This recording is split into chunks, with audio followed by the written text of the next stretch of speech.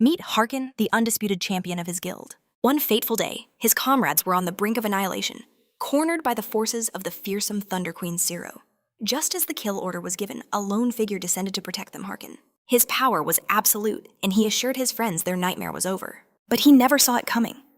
The real enemy wasn't in front of him, but standing right behind him.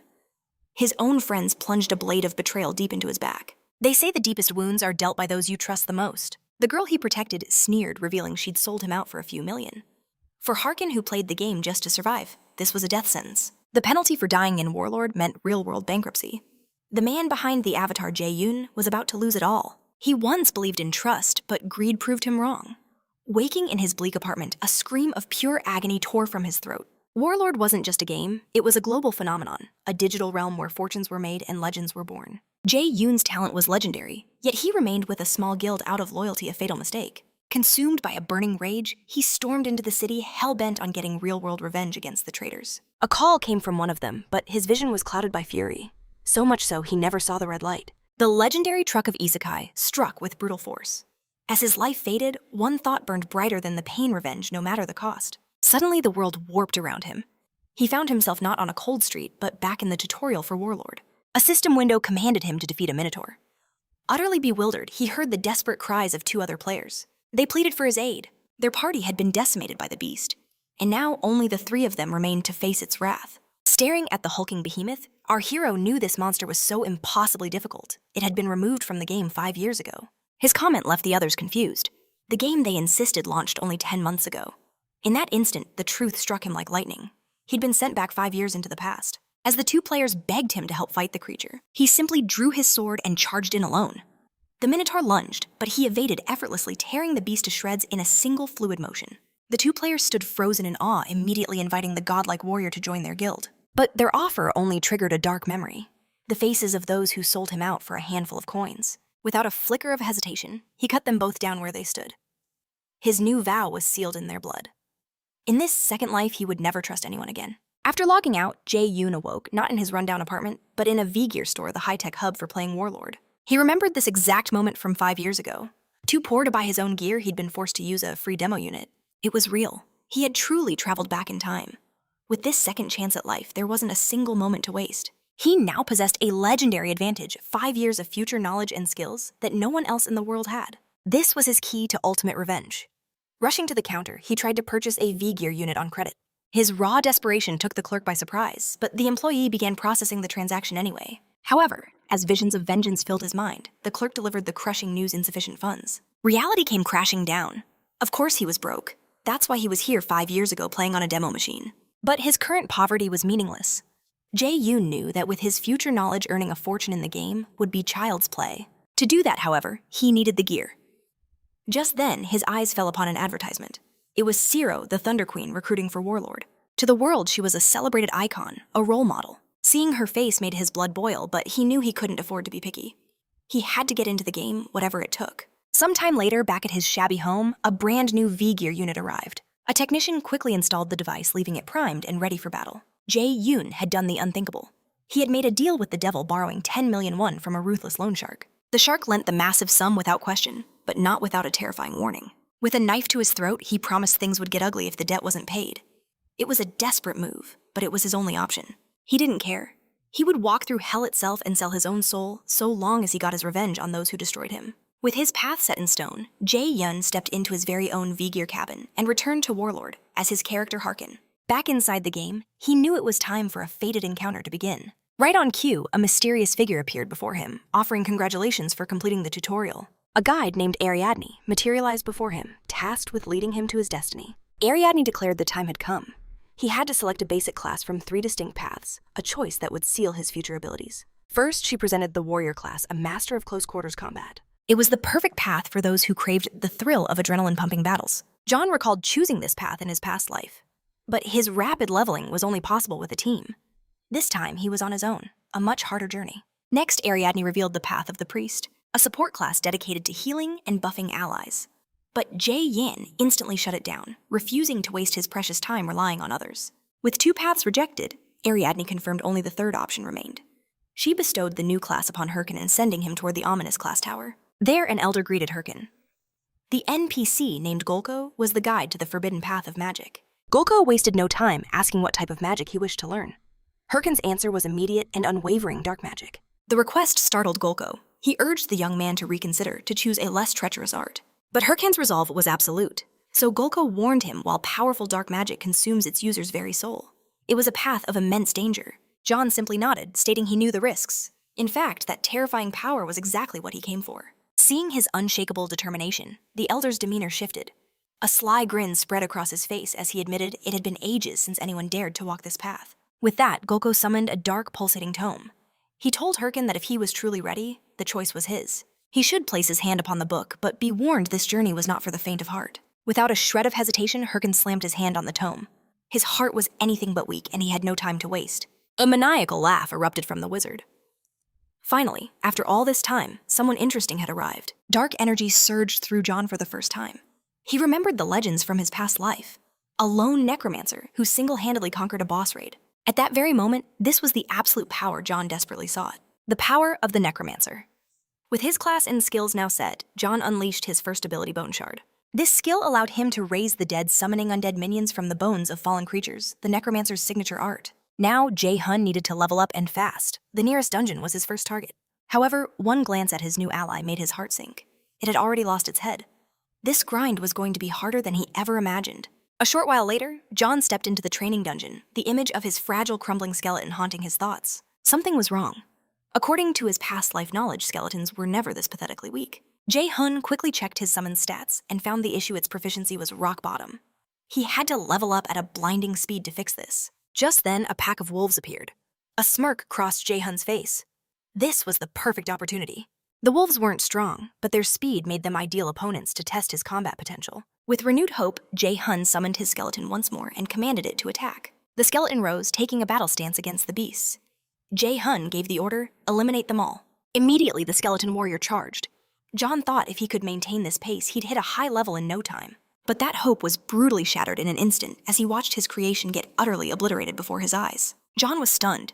He never expected such a complete and catastrophic failure. All that remained of his ally was its skull. A wave of despair washed over him. Something was terribly, fundamentally wrong.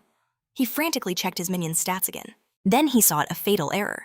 He'd forgotten to set its combat mode. Jae-hun quickly switched his ally to defense mode. And still, the skeleton was torn to shreds by the wolves. Frustrated, he decided to try the special action mode. But instead of fighting, the skeleton began to dance with the wolves, leaving John speechless with bewilderment. This had to be a nightmare. There was no time left to delete his character and start over. His class was locked in, and the loan sharks were already coming to collect. Just when he thought he had a foothold, destiny had kicked him back down. Worse, he was now stuck with this completely and utterly useless summon. A question burned in his mind. How did the legendary necromancer from his past become so powerful with such a worthless class? Suddenly, an alert blazed across his system window. An option to boost the skeleton's combat ability had appeared. Until now, John had to kill the wolves himself while his skeleton just stood there. But then a lightning bolt of realization struck him. It wasn't just standing there. It was observing his every strike, analyzing his every technique. It was learning how to fight by watching its master. That had to be it. A spark of insight ignites in Jahan's mind. He finally understands how to evolve his skeleton's combat power. Shoving a crude stick into its bony hand, he declares that his ally should be honored to serve as his soldier. In his past life, Jahan wasn't just talented, he was a legendary genius. A master trainer capable of forging novice guild members into top-tier rankers. Now he imparts that wisdom to his undead soldier. When the battle begins, he commands, "Burn this into your soul. If you don't evade, you will be shattered." With that, Jahan unleashes a brutal training assault, slamming his fists into the skeleton again and again until it finally learns to dodge. But the skeleton's progress is agonizingly slow, and Jahan's patience wears thin as he barks orders. Don't just take the hit dodge first, then find an opening and counterattack. After a grueling session forged in pain, the skeleton is thrown back into the fray against the wolves. This time, however, something is completely different. The skeleton performs with absolute perfection. Following its master's divine instruction, it weaves dodges and counters with lethal precision. The skeleton single-handedly annihilates the entire wolf pack. Jahan knows his soldier has a long way to go, but he can see the undeniable spark of its true potential. And as his soldier grows stronger, so does he. Thanks to this shared victory, Jahan himself finally levels up. Sometime later, Jahan arrives at the game's starting village, Fegus Castle. The air is thick with the calls of countless recruiters, all desperate to enlist new guild members. But Jahan ignores them all. Their pleas are just noise. His mind is laser-focused on one thing, making his ally stronger to boost his own personal stats. But as he focuses on his goal, trouble finds him. A brutish warrior grabs Jihan, demanding an apology for a meaningless bump. Jihan internally scoffs. He has no time to waste on such low-level bullies. Infuriated by the silent dismissal, the thug throws a punch, intending to teach him a lesson. But before the fist can land, a powerful hand intercepts it. A calm voice cuts through the tension. "You can't just go around punching people." The bully sneers, "Are you his friend?" The man simply replies no.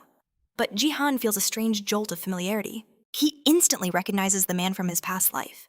Those bulging muscles and popping veins, that uniquely strange attire. It could only be Shev the Slayer, a legendary warrior from his past, but Jihan has no idea what a monster like Shev is doing in a beginner's area. Unaware of the danger, the bully grows furious at the interference and tells Shev to stay out of it. He argues that Jihan provoked him and deserves to be punished.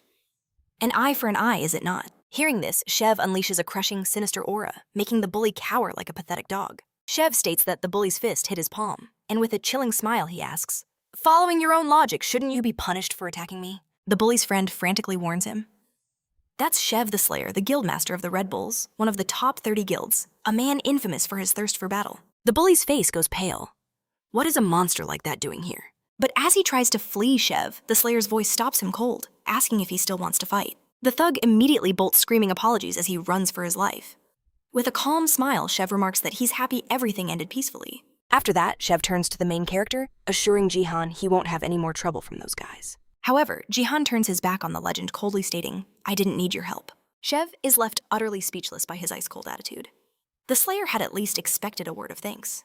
As he walks away, Jihan admits to himself that for a moment, he was completely overwhelmed by Shev's immense power. But he vows that the next time they meet, things will be different. Later, deep within a dungeon, the protagonist reflects on the massive power gap between them. What's more, Sil, his ultimate target, was on the same level as Shev. To get his revenge, Jihan needs to become just as strong. Lost in his thoughts, Jihan is suddenly ambushed by a monster. But his loyal skeleton soldier instantly intervenes. The main character had intentionally used himself as bait, allowing his soldier to handle the enemy. With the monster defeated, his ally levels up once more. Jihan, however, grumbles that it took his skeleton 3 whole days to reach level 10, a pace far too slow for his ambitions. Even so, the protagonist himself has evolved. He now possesses the Watch, an essential device packed with features, attributes, quests, a map inventory, and messages. It's the same system from his past life, a tool he had been eagerly awaiting. But he laments that all his previous god-tier stats have been wiped clean. Regardless, Jihan now has attribute points to spend, knowing this one choice will define his entire future. While the obvious path for a necromancer is to boost intelligence or magic, Jihan ultimately dumps every single point into strength. Instantly raw power surges through his body. He can feel the profound difference, and so can his ally. Noticing his skeleton's discomfort from the sudden change, Jihan reassures it. "Don't worry, I haven't given up on being a necromancer. This is all for my minions' training." He knew intelligence or magic boosts were useless for this, but pouring everything into raw strength meant he could personally teach it every lethal technique he'd once perfected in his prime. John declared that his life was now on the line, warning his skeletal soldier to take this with deadly seriousness. Besides, he had other plans for his own stats. Sometime later, at the Monster Hunting Association, an announcer boomed that fresh missions were posted. In an instant, chaos erupted. Adventurers scrambled for a quest, a precious commodity in these early days. The host obliged, but gave a grim warning. Only the dregs were left, the missions everyone else avoided. They were either too difficult or paid terribly. John saw they were also painfully boring, but he had no other choice. As his eyes scanned the board, one particular request snagged his attention. A simple mission at Mount Bama Cave, just a routine cleanup of low-level mobs. The host scoffed at the pathetic reward, but John accepted without a second thought. He knew the payout was trash, but completing it before level 15 would grant him an impossibly rare title. Most titles gave a flat stat boost, but the Ascending Star title offered a percentage-based increase. This was the first monumental step toward becoming a character of absolute unrivaled power. With his path set, it was time to gear up. Later, John arrived at Mount Bima, ready to put his brand new equipment to the test. There was just one problem: his gear was laughably hideous. After splurging on his ally, he was left with this mismatched, ugly mess. No matter, he just had to clear this quest, and he could finally afford some decent-looking armor. With that goal in mind, he sprinted it into the wilderness, determined to finish as fast as humanly possible. Elsewhere in that very same area, another player cried out for help, his desperate pleas met with silence. He had stumbled into a deadly trap. The hunters who said it lurked nearby, patiently waiting for their next victim. An adventurer named Multi. Multi was buzzing with confidence, convinced he was a prodigy, destined to become a top ranker in no time. Lost in daydreams of glory, a sudden cry for help snapped him back to reality. "My friend is hurt badly. the man cried, explaining they'd been ambushed without warning. He claimed they were out of potions and that he couldn't possibly move his friend alone. Concerned, Multi immediately offered his own potions and agreed to help. The man cried tears of gratitude, thanking him over and over. But it was all a lie, a performance designed to distract him from the true threat lurking just behind him. And just like that, another naive player fell for their wicked scheme. The bandits mocked Multi's foolishness, already eyeing his gear. Betrayed and furious, Multi demanded to know why. The leader just sneered, "Don't blame us, you were just too easy to fool." With a final cruel blow, Multi was eliminated. His inventory watch, holding all his prized possessions, clattered to the ground. The bandits cheered at their easy score. They were the Ralph family, a notorious player-killer gang, already looking for their next prey. Not far away, our protagonist's skeleton ally was facing its own test. Two snarling forest wolves stood in its path. At John's command, the skeleton initiated combat mode. It didn't hesitate. The skeleton lunged forward and took down the wolves in a flash. John observed with satisfaction. With that new sword, his minion could likely handle an entire wolf pack all by itself. This proved he'd made the right call. A true gamer prioritized raw power over flashy appearances. The battle won, the skeleton looked to its master for praise, but John was all business, stating they needed to level faster. It was time for the next hunt. The loyal minion followed its master deeper and deeper into the forest. But then, without warning, an arrow flew from the shadows, striking the skeleton and catching it completely off guard. John was just as shocked by the sudden attack. Instantly, a figure emerged, apologizing profusely. It was the same gang of player killers. They claimed they mistook the skeleton for a monster, with their leader putting on a show of being terribly sorry. But John saw right through them. He recognized the stench of looters instantly, and his guard shot up. On the surface, however, John played it cool, acting as if nothing was wrong, and brushing it off as a mistake. He mentioned he'd need a mana potion for his ally.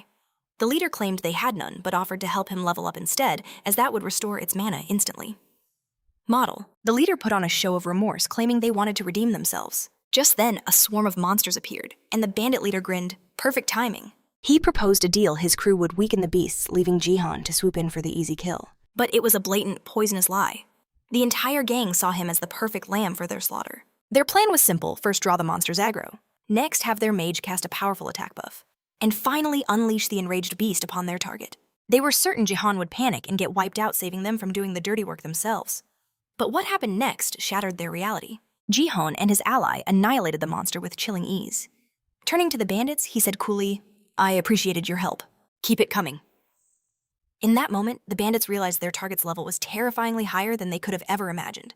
In a panic, the bandits decided to unleash even more monsters all at once. While their target was distracted, they would strike from the shadows.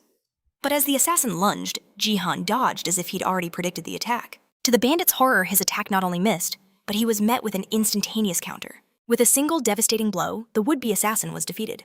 Immediately, Jihan commanded his minion to attack. The skeleton readied itself for war. Together, they charged into the remaining terrified looters. Faced with this onslaught, the bandits' arrogance crumbled into panic, and they suddenly wanted to talk things out. But for Jihan, no plea would sway him. He and his ally cut them down without a shred of hesitation. After all, Jihan knew this type of player all too well, the kind that feigns trust only to bury a knife in your back for your loot. In his past life, he might have fallen for such a cowardly trick, but he was a different man now. He was the kind who trusts no one. As Jihan delivered the final blow, he noticed they'd already collected 8 watches from other players. But since these bandits wouldn't be needing them anymore, Jihan decided to claim everything for himself. He desperately needed some decent clothes. Meanwhile, his skeleton companion was getting brutal revenge for the arrow it took earlier. Jihan observed his ally's bloodlust, letting him vent his rage to his heart's content. A short while later, Jihan took a moment to heal his loyal companion, which made the skeleton even more animated with joy. Jihan noticed his ally's happiness, telling him, "You shouldn't get too attached to appearances. They don't matter in this world." He claimed what truly matters is one's inner strength. A truly hypocritical statement given the protagonist's slick new clothes. Jihan also noted that the stolen player watches were a perfect find. Selling another player's watch triggers a lottery, dropping random items, rare cosmetic gear, powerful weapons with bonus attributes, and even priceless skill books and gold. For Jihan, it was like winning big at someone else's funeral. What's more, he was leveling up faster than he'd ever expected, and soon he would start recording his gameplay for the world to see. Amidst all this, a painful memory from his past life surfaced. He recalled talking with a friend about forming a guild, naming it the Mask Guild after an item they found. Looking at that very mask now, Jihan realized just how much he'd been forced to change. But he vowed that no one would ever take what was his again.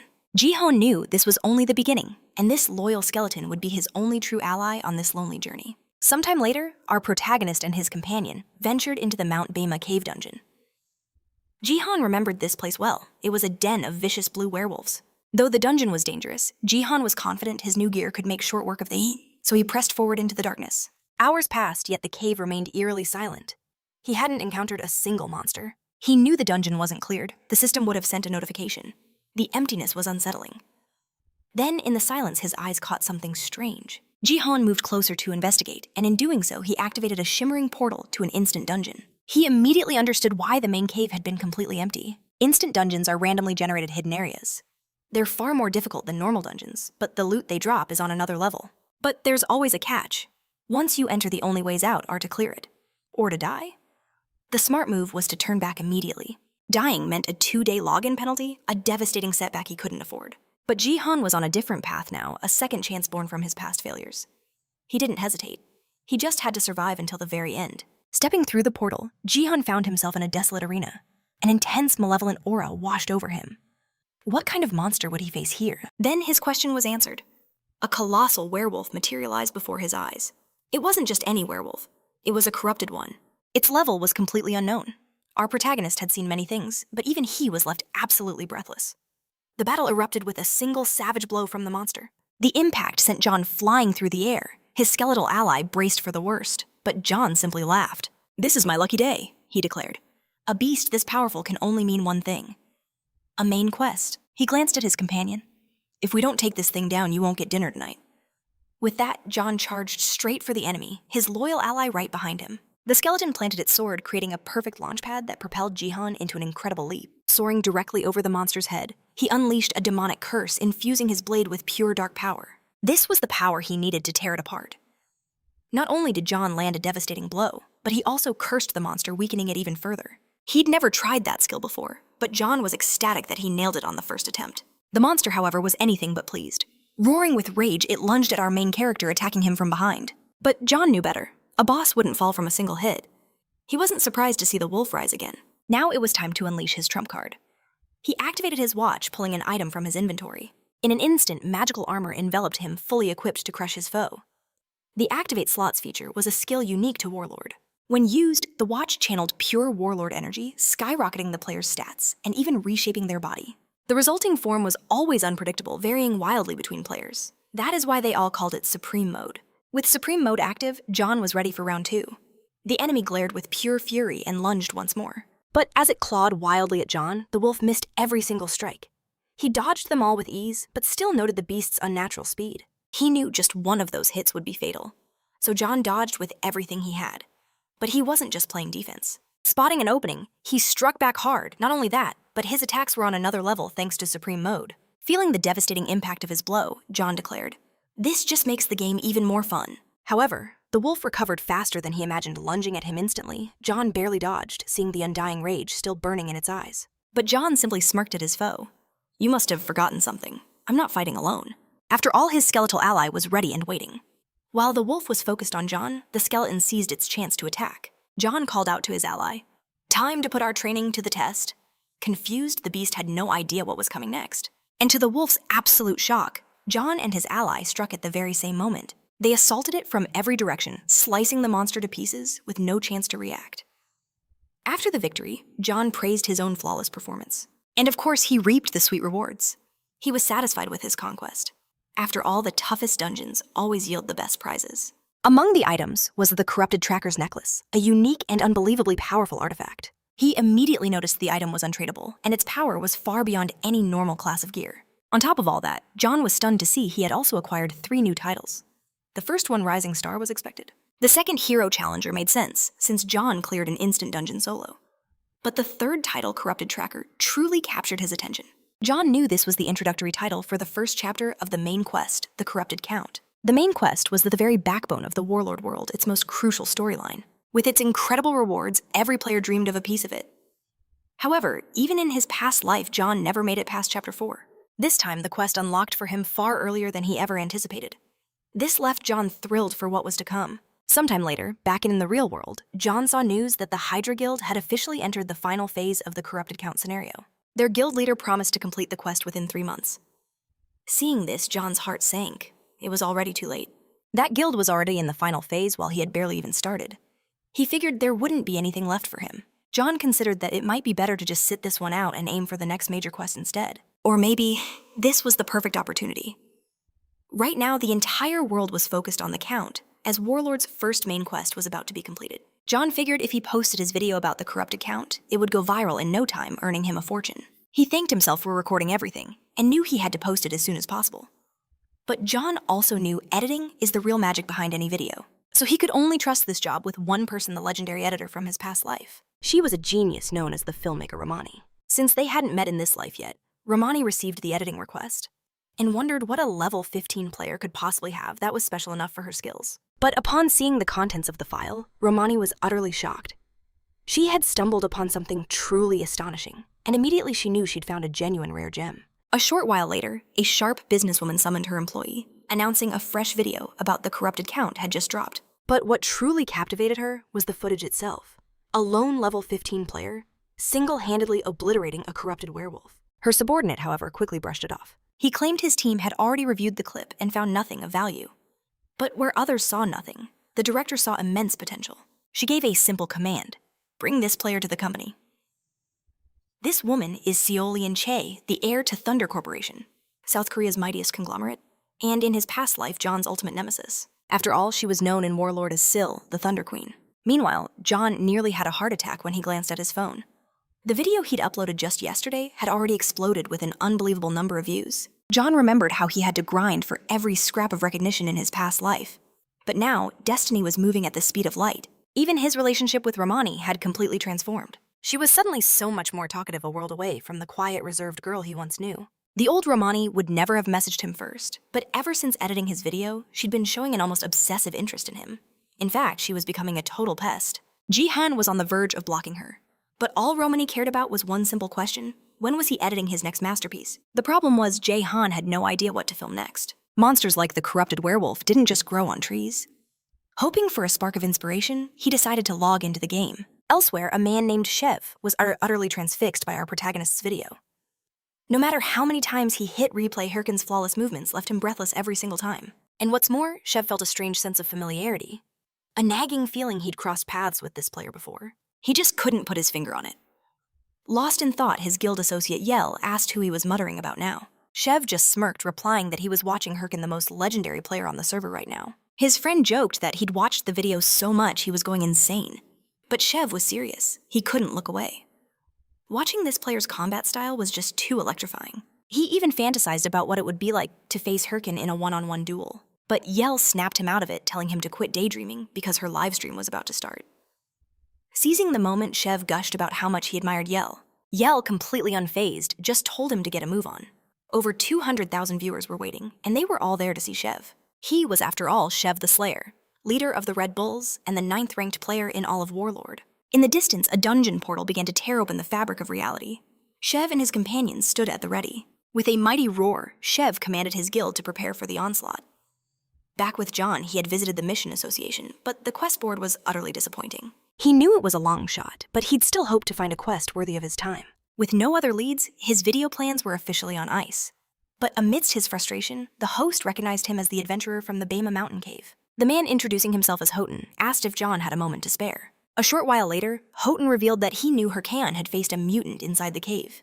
Our protagonist corrected him, saying it was just a werewolf with bizarre-looking eyes. But Houghton insisted that was exactly it, explaining there was a very high chance the beast had been tainted by a sinister corrupting power. Houghton didn't know the true identity of this corrupted entity, but he knew that any monster that came into contact with its power was driven to madness, and countless adventurers had already fallen. For this reason, the association had posted a massive bounty on this creature. Without a moment's hesitation, John declared he would take on the mission to hunt the corrupted. But Houghton told him it was far too early. Yet our protagonist stood his ground. Seeing his resolve, Houghton decided to grant Harkin a special chance. He instructed him to find a man named Ahimri in Bangsu Castle, far to the east. He even offered to write a letter of recommendation so that Ahimri would teach Harkin everything he needed to know. The moment he received that letter of recommendation, our protagonist could barely contain his joy. This was perfect. A unique quest like this becoming the student of a master. This would make for some legendary video content. Ahimri was one of the 7 great disciples of the legendary Grandmaster Bokon. Every mage in the game dreamed of an audience with him, as he was famous for giving away priceless rare skill books. In short, Ahimri was a super important NPC. June grinned. It looked like his worries about his next video were completely over. But just then he remembered one final critical task before he could depart. John ventured deep into a forest and summoned his loyal skeleton ally. John realized he'd never properly inspected his rewards from the last battle. He decided to use the werewolf skull he'd obtained to empower his skeletal companion. With a blinding flash of energy, the skeleton absorbed the skull's dark essence, its form growing larger and far more menacing. Next, our protagonist equipped the corrupted tracker necklace. Its powerful effects immediately coursed through him. With this, Jae-han's preparations for the grand mission were finally complete. But before setting off, he tossed 2 more skeleton skulls to the earth, and from them, he summoned 2 brand new allies for the journey ahead. Even his firstborn skeleton seemed stunned by this sudden multiplication. But Jae-hun declared a new era. From now on, they were a single unit. He couldn't wait to witness his new ally's power. Moments later, a monstrous forest bear erupts from the trees, slash its roar, shattering the silence as it charged. Jae-hun dodged the first brutal swipe slash, but the beast was relentless. Slash. Waiting for the perfect opening, he commanded, "Draw its aggro." Instantly, one skeleton lunged forward slash, but the bear was cunning, slash snatching the bony warrior and tossing it aside like a broken doll. Jae-hun scoffed. A head-on attack was useless slash. "You have to strike its blind spot," he yelled in frustration. He then commanded his second skeleton to execute the plan. The new skeleton rushed the beast, slash only to be swatted away with contemptuous ease, slash a perfect repeat of the first failure. Rage boiled within him as his orders were ignored. Slash, "It's doing the exact same thing," he roared.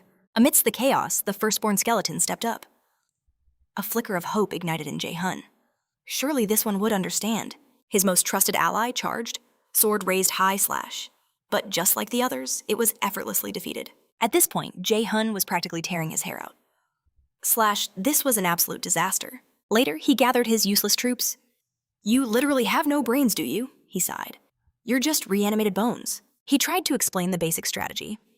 Monsters always turn to face an attack. That's why you have to hit them from where they can't see, not charge in like an idiot. But his words were met with nothing but empty eye sockets. Slash, it was completely hopeless. His fury mounted with each passing second. Slash, sure, summoning 3 skeletons at once sounded amazing. But the reality was a nightmare. Slash, they had 0 teamwork. Slash, all they could do was blindly copy one another. They hadn't learned to fight as a team. Slash, because they didn't know how to think as one. Slash. And to top it all off, they cost triple the mana. He had finally reached level 20, his long-awaited goal. Slash, but his dreams of video production would have to wait. First, he had to whip these skeletons into shape. Slash for the critical Bangu Castle mission. He once dreamed of relaxing while his 3 summons did all the work. Slash, what a cruel joke that turned out to be. He couldn't even avoid the vanguard like he'd planned. All the heavy lifting would still fall on his shoulders. And meanwhile, at the Bangsu Castle Branch Association, players were buzzing with anticipation. Suddenly, a figure entered the main hall, sending the crowd into a frenzy. Slash, they swarmed him, demanding to know his quest. Slash, ready to tear the information from him by force. Jae-hun watched from a distance, disgusted. Slash, they were like hyenas fighting over a scrap of meat. These kinds of players were everywhere. Slash, they never put in the work themselves. Slash, content to leech off the efforts of others like parasites. Someone tried to greet him. Slash, but Jae-hun walked right past his face, a mask of indifference. He decided his mission would remain a secret. Slash. He marched straight to the official in charge, Slash presenting his letter of recommendation. The official gave a curt nod of approval. Instantly, other players tried to cozy up to him. But Jae-hun shut them down with a single cold glare. As he moved forward, his mind raced. What legendary rewards awaited him? But his true goal was to forge a bond with Ahimri from the very start. But when he finally reached the wizard's chambers, Slash, he was met with a scene of utter magical bedlam. The wizard Ahimri barely looked up. "I have no appointments scheduled," he grumbled. "Who are you?" Jae-hun presented himself under his in-game name. Slash, "I am Harkin," he said, "and I have this letter of recommendation." Ahimri's eyes narrowed.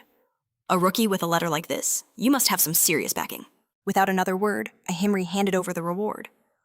Jae-hun's eyes widened in disbelief. 2 impossibly rare skill tomes, but to his utter shock, Ahimri dismissed him. "Our business is concluded. Safe travels." Jae-hun was stunned. It was over already. He expected a new quest, a grand mission Slash. He hadn't come all this way just for a couple of books.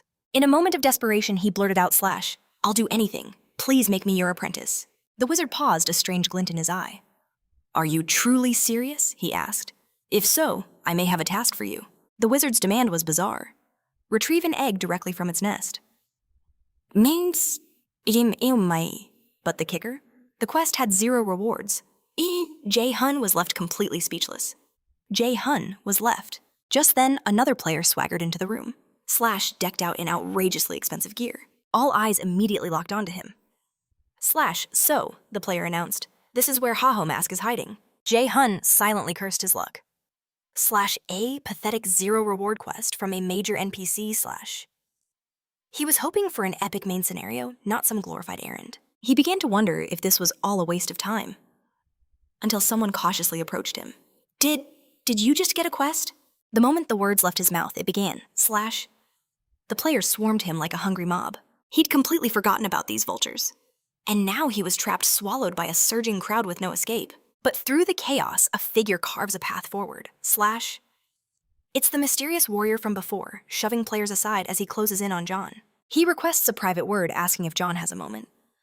Annoyed, John sizes him up, wondering just who this guy thinks he is. He has no time for this and bluntly refuses the offer. But the warrior simply calls him Mr. Haho Mask, demanding his cooperation. Finding a secluded spot, the two finally stop to talk. The warrior apologizes for his forceful approach. He explains the matter was urgent and couldn't be discussed with so many prying eyes. From the warrior's gear, John can tell he's a ranker. Yet he doesn't recognize the face. How does this stranger know his alias? Playing it safe, John keeps his guard up.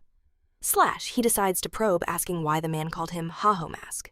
The warrior reveals he knows exactly who John is, slash, and that he just accepted a quest directly from the wizard. John cuts right to the point.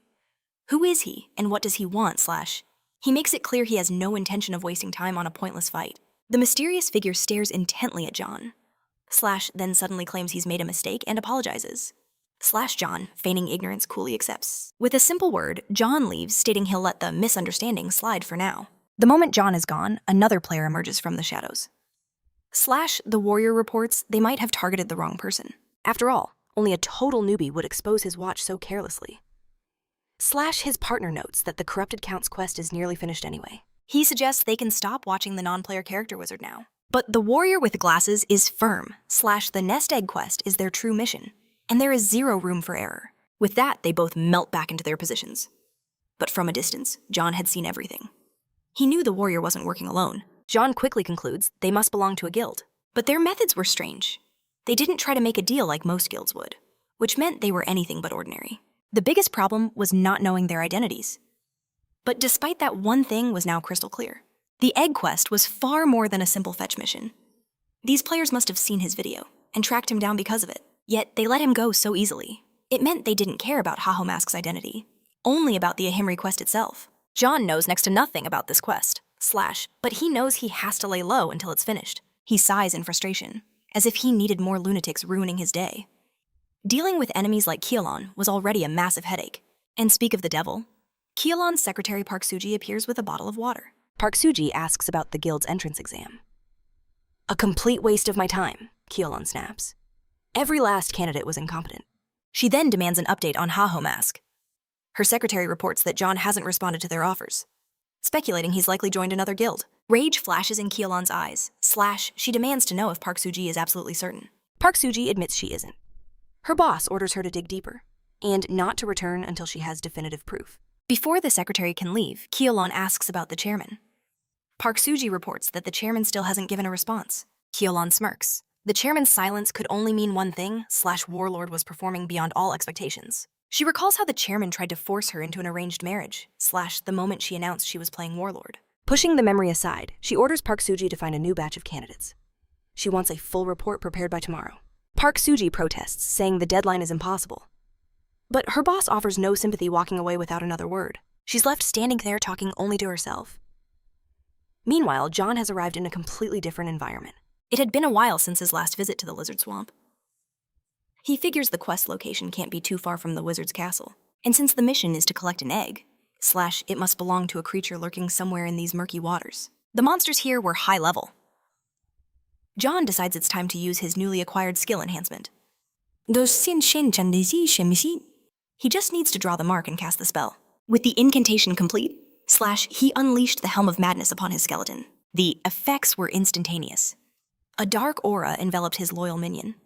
Pleasantly surprised, John decides to test its new power by ordering the skeleton to attack him. But in his excitement, he'd completely forgotten a crucial side effect. Slash the chance his ally could lose all sanity in the process. Commanded to attack its own master. Slash the skeleton didn't hesitate for even a second. Slash It lunged forward with terrifying speed. John instantly knew something had gone terribly wrong. Acting fast, he intercepts the attack, striking his own minion to stop it. He stopped the berserk rampage before it could truly begin. Slash, don't you ever raise a hand to your master, he warned his skeleton. John couldn't help but wonder, was this strange behavior just some kind of bug slash? He tried to make sense of what just happened, model. The commotion stirred the swamp's denizens. From the murky depths, lizards emerged ready to defend their territory. A cold smirk crossed John's face.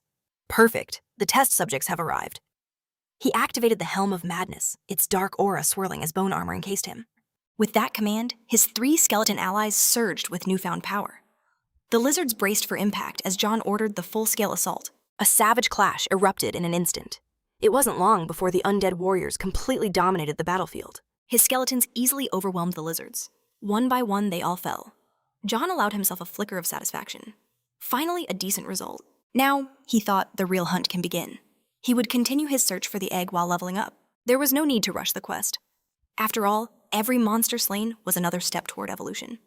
But unknown to him, a pair of eyes watched from the shadows. Her name was Ilya, and in her mind, she was the most beautiful creature in the world. She was utterly convinced every man alive would fall for her charms, a belief that had made her entire life laughably easy. At the slightest hint of trouble, her devoted followers would flock to her side.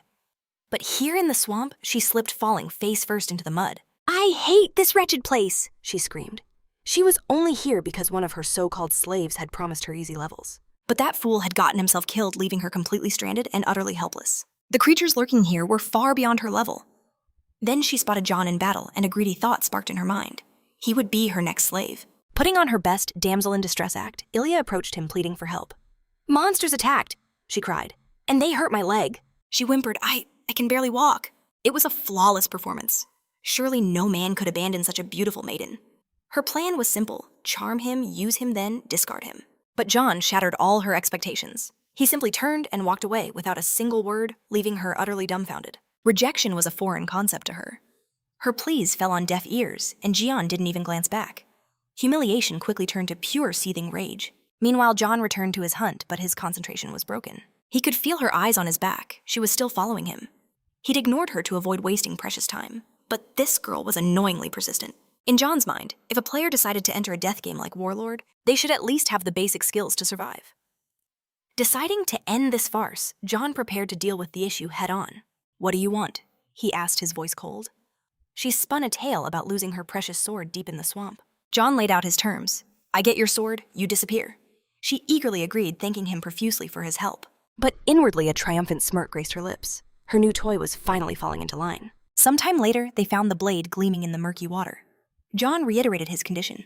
"I retrieve it, and you keep your promise. We part ways." He then commanded his skeletons into the swamp.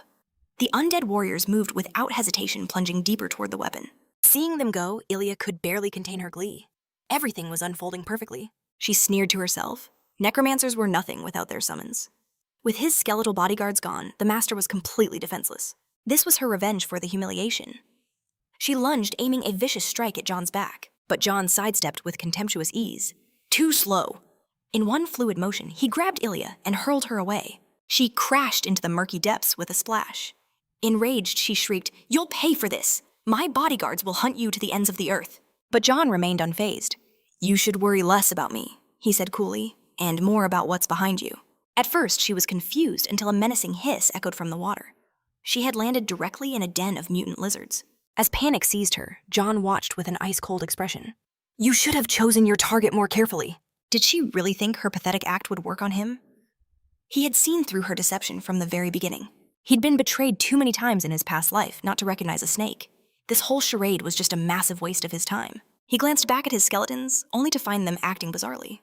With a sigh, he began to lecture his undead minions. "Focus on useful combat skills, not whatever that is."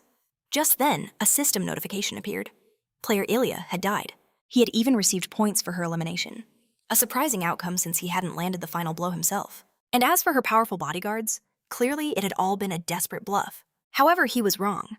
Ilya's devoted fans watching her livestream had seen everything, and the swamp was about to become very chaotic. Soon enough, one of Ilya's rabid followers appeared thirsting for revenge. His pathetic attempt was shut down instantly. John stared the boy down, his gaze piercing. "Why throw your life away for a girl who doesn't even know you exist?" John laid out the cold, hard truth. "She wouldn't thank you. She wouldn't even look at you. Your devotion means nothing to her. Getting entangled with a woman like her was a path to ruin. But the boy just scoffed at the warning. He roared his devotion. I live for Ilya. I'd do anything for her. Fed up with this farce, John ended the pathetic display permanently. He recalled how Ilya tried to weave her web around him. This must be her usual game, preying on fools. So John felt zero remorse for what he'd done. But he never dreamed her so-called knights were this fanatically loyal, which meant more fanatics like this would be crawling out of the woodwork. Ilya, it seemed, had a special talent for ensnaring her flock. She could wrap them around her little finger, making them do anything. And that's why these crazed challengers kept appearing before Jae-hun. With no quests in sight, his blood was already singing for a real battle. And now, more obstacles had appeared to block his path. A part of Jae-hun wanted to hunt Ilya down again just for the satisfaction. But time was short, and he couldn't afford any more unwanted attention. However, June seized the moment to loot his fallen foes. To his surprise, the last fanatic he dropped was loaded with some seriously valuable gear. Jae-hun almost felt grateful. Thanks to these walking piggy banks, he was about to make a tidy sum selling off their loot. Just as he was counting his future earnings, another Ilya worshipper appeared to challenge him. This time, John openly declared he was the one who eliminated Ilya. But his bravado faded when he saw the army that had gathered. In this situation, John knew a strategic retreat was the only option. There were too many to count a sea of hostile players. He found it baffling that so many would throw their lives away for her. So instead of just fleeing, June decided to unleash his skeletal legion. But it seemed this group had done their homework. They came prepared with countermeasures for his undead soldiers. June quickly realized this party was in a different league. His current forces weren't going to be enough to win this. With that, June chose a full retreat, vowing to settle the score once he'd leveled up. After a desperate chase through the swamp, John finally found a moment to rest. Shaking them off was tough, but this was no time to lower his guard. But looking around, he had no idea where he'd ended up. This part of the swamp felt different. This area wasn't on any map he knew, but as he surveyed his surroundings, the pieces began to click into place. Nearby, Ilya's devoted flock was still hunting for him. Suddenly, they spotted his skeletons, doing a bizarre dance in the mud. The players were utterly bewildered.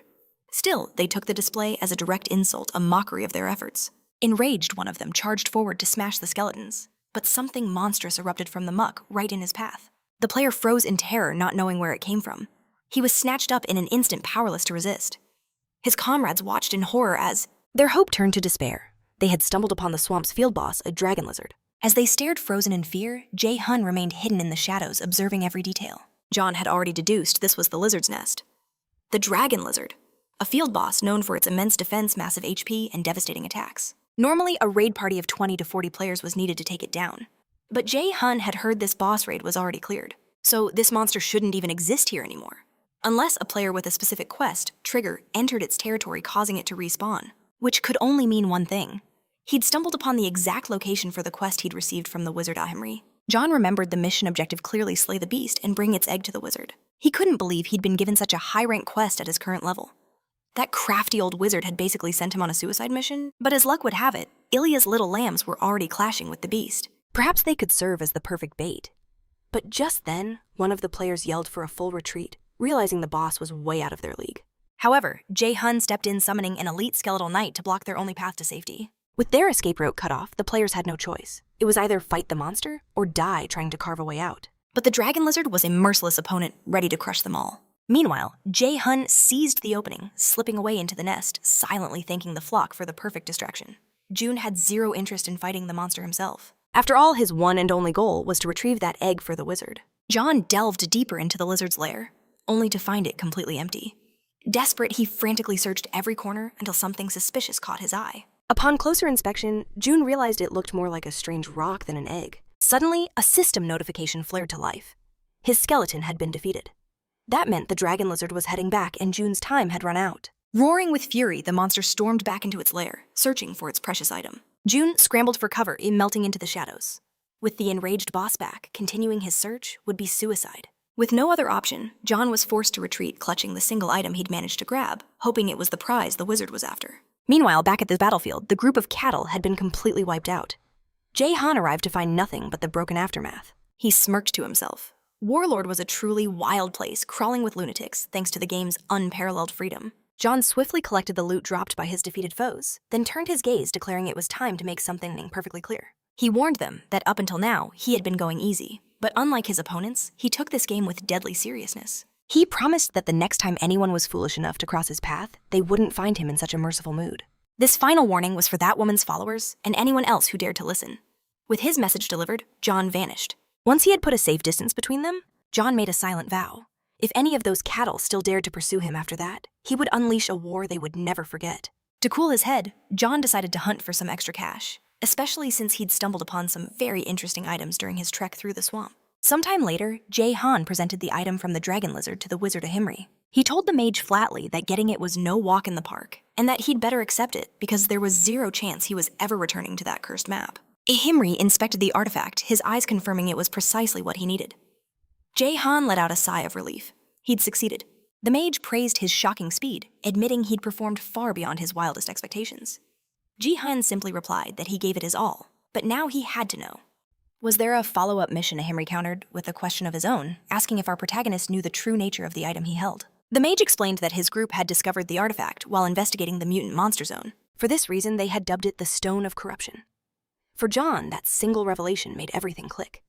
It explained why those shadowy players were hunting him down. An item this critical was without a doubt tied to the main scenario quest. Those players were desperate to stop anyone else from obtaining it, as it would completely derail their own progress. John had initially suspected he'd been scammed into a suicide mission, but now his entire perspective had been turned on its head. Ahimri admitted he knew the quest was incredibly dangerous, but it was a necessary trial to test the resolve of a potential disciple. Now that John had proven himself, Ahimri asked, "Are you ready to fight the corruption?"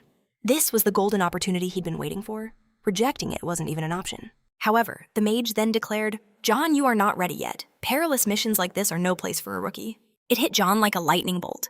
Of course, his level was still far too low to move forward. Still, Ahimri said he was willing to accept him as a disciple, if Harkin Jae-han's in-game name asked him politely. A short time later, Jae-han stormed out of the mage's room, seething with annoyance. He hated the NPC's condescending attitude and was starting to think Ahimri was nothing but a high-level scammer. Elsewhere, the very same dragon lizard was finally defeated. An elite party of high-level players had formed a raid to eliminate the threat. With the battle over the guild, Captain gathered the team to catch their breath. He approached an allied player, remarking, "You're even stronger than the rumors say." "Partner."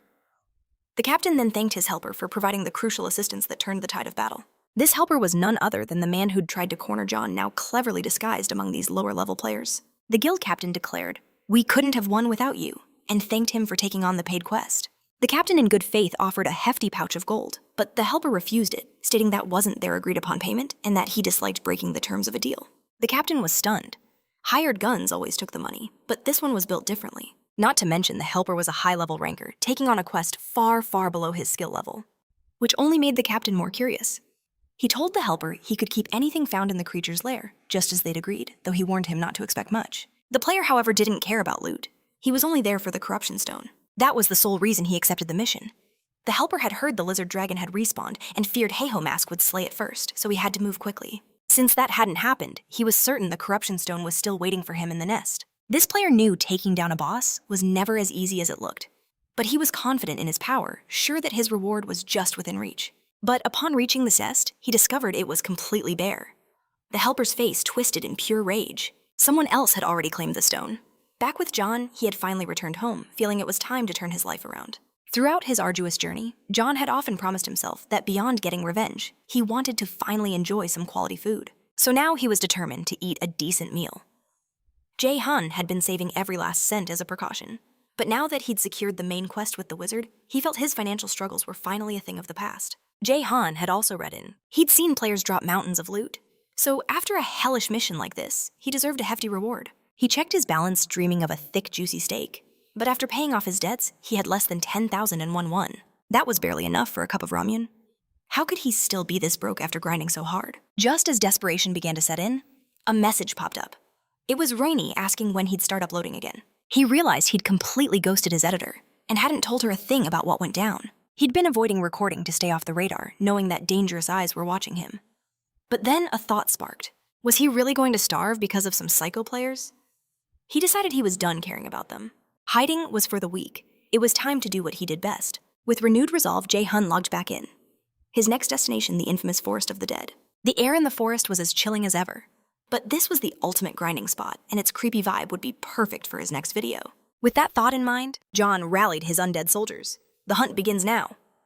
He introduced their new comrade, a skeleton mage. From now on, magic was part of the plan, so they'd better learn to cooperate. It was a skill he'd absorbed from a high-level lich, the ability to summon skeleton mages. As his level increased, his summons would grow stronger too. The skill was incredible, but it had one major drawback: a massive mana drain. Pushing that thought aside, June prepared for battle. He pointed towards their target's enemy skeletons. But these weren't like his own minions. They were far stronger. To win, his team had to fight as one. Seeing his summons hesitate, Jun barked his orders. "Don't just stand there, get in the fight." He reminded them that the undead were different. There was no reason to fear them. But his words fell on deaf ears. John's patience wore thin. "We have no time to waste. We start now." Finally, one of his skeletons charged forward, landing a solid hit, but the enemy barely flinched. "See, this is what I meant," Jae-hun explained. "Normal attacks are useless. We need a new strategy." He summoned a heavy hammer from his inventory, and with a powerful swing, shattered an enemy's skull as a demonstration. "Aim for the head," he commanded his troops, but raw fear still paralyzed them. Fine, he'd give them some motivation. "The mission is to destroy 100 skeletons in 100 minutes. That's 1 kill per minute. Fail, and I'll leave you all to rot right here." That threat lit a fire under them. John's skeletons instantly leaped into action. The fear of being abandoned was a powerful motivator. Soon the team was racking up kills, and Jae-hun watched with satisfaction. They'd mastered the hammers far faster than he anticipated. This next video is going to be legendary, he thought. But his moment of pride was shattered by the appearance of a giant skeleton, a skeleton warrior, a rare random spawn. But Jae-hun's eyes saw only one thing: loot. And beyond that, the glorious stake it would buy. He charged in, fighting alongside his minions, but his mind was on that stake. And in that split second of distraction, the enemy struck. He dodged just in time, feeling the wind from the blow that would have crushed him. Luckily, his earlier attack had damaged its arm. Now all he had to do was shatter the rest. He launched a coordinated assault with his entire team. The dust settled. "Everyone okay?" he called out. But the warrior rose again, aiming for a sneak attack from behind. A smirk played on John's lips. "You forgot someone, didn't you? One of my soldiers hasn't made their move yet." His skeleton mage began to chant, conjuring a massive fireball that completely incinerated the beast. As the ashes fell, John saw only one thing: the millions of views this footage would get. And that meant he could finally get his dream stake. But a piercing system alert shattered his fantasy. The map boss has awakened. It roared for vengeance for its fallen soldier. Instantly, a dark portal tore through the air before him. A terrifying monster emerged. But instead of fear, Jae-hun's eyes gleamed with excitement. He knew this boss. The golden skeleton ruler of the Forest of the Dead. The first mage-class boss, notorious for slaughtering new players. He never dreamed he'd face it this early on. He had no idea if he could even win, but the footage would be absolutely legendary. He turned to buff his allies, ready for the fight of his life. But as he turned, he saw nothing. He was completely alone. His mana had run dry, and all his summons had vanished. Now, he had to face the boss alone. True despair began to sink in. Summoning the powerful mage had consumed the last of his mana. After all this time, he had no choice but to fight with his own 2 hands. He taps his watch, activating his combat armor. Now the real battle begins. Our protagonist never backs down from a fight, especially with a perfectly cooked steak waiting for him as a reward. Seeing John charge forward, the enemy prepares its counter, unleashing a deadly barrage of magic straight at him. John instantly recognizes that a single hit means game over. This boss truly earned its title as the rookie killer. He can't let it keep casting spells if he hopes to survive. He has to find a way to shut down the enemy's magic and fast. With that resolve, Jae-hyun lunges forward, but he ignores the boss, aiming his strike at its intricate magic circle instead. He's figured it out: the boss's hands are the key to its spells. If he can just shatter those hands, its casting will be sealed. The boss is furious. A piercing warning even screams from its system window.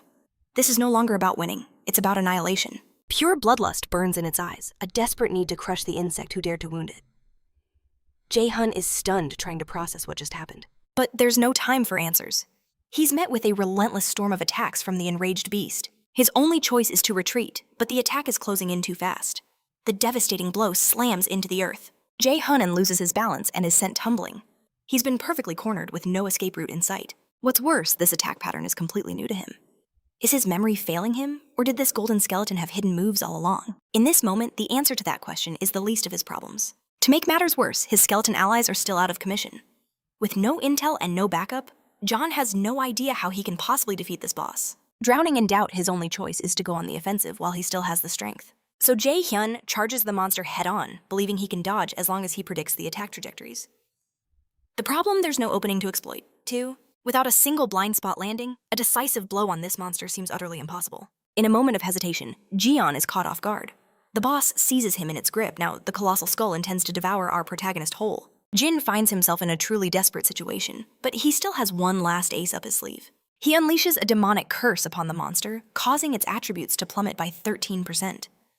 The boss recoils, releasing June, who immediately seizes the opening. This was the one chance he'd been fighting for. He even mockingly thanks the boss for making it so easy. Without wasting a breath, he brings his hammer down with all his might. The boss, wide open, takes the full force of the devastating strike. And just like that, another boss falls before the protagonist. His system flashes, announcing his hard-earned victory. Not only that, a wave of light washes over him, signaling a level up from the kill. John sighs in relief. His risky strategy paid off. Checking his status window, he sees he's finally hit level 36. But Jae-han knows he can't keep fighting on the edge like this. He saw firsthand what happens when your mana hits 0 in a critical moment. He vows that it will never happen again. John has managed to scrape by so far, but he knows luck will eventually run out. He can't just pour all his resources into his allies, because when they're gone, he's left defenseless. At the same time, our protagonist knows he's already acquired every mana-related title available at his level, leaving him few paths for growth. Plus, with no funds to upgrade his gear, his options are dangerously limited. For the time being, John plans to send the raw battle footage to his editor for a killer video, while setting his sights on reaching level 40. A short time later, Romani receives the files and immediately gets to work. But watching Harkin's latest battle, Romani can only call him a madman for taking such insane risks. Then again, Harkin took down a boss far above his own level, and he did it without taking a single point of damage. That's a feat most players would consider absolutely impossible. At this point, Romani figures her job is easy. The raw footage is already a masterpiece. She decides it's best to send the final cut directly to the protagonist for approval, and she has the perfect title in mind, the Solo Emperor. Sometime later, John returns to the Adventurers Association in Bangu. There he meets the mage, who boasts that he's grown much stronger than the last time they met. The mage, in turn, questions John's ragged appearance, curious about his recent adventures. Setting that aside, he presents the promised reward. For completing the quest, Jae-hun receives a powerful magic book. John's eyes widen when he sees the title. It's a tome on osteology, an incredibly rare necromancer skill that's impossible to find on the open market. And there's more. The mage also hands over the corrupted tracker's ring. He explains that he forged the item using the very stone John brought back. With this ring, the wearer can bend corrupted power to their will. John's eyes gleam with excitement. He understands the immense value of an item like this. But just as he reached for the prize, the mage declared it couldn't be handed over so easily. John knew this wouldn't be simple. And so the chase began.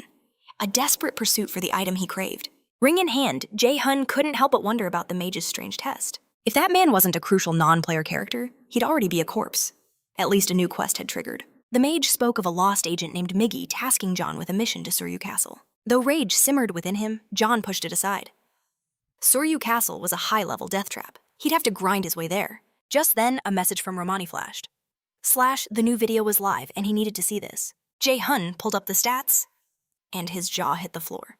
The view count was astronomical, but the earnings? They were exploding beyond belief. Stunned, he staggered back, unable to process the numbers on the screen. He'd never seen a fortune like this in his life. But one thought cut through the shock. With this cash, he could finally eat his fill. He expected a good response, but this shattered all expectations. The hype was so real, he almost logged out just to go feast. Everything else could wait. But then an unusual message appeared. An offer from the leader of the Thunder Hunter Guild. Jae-han knew that name all too well.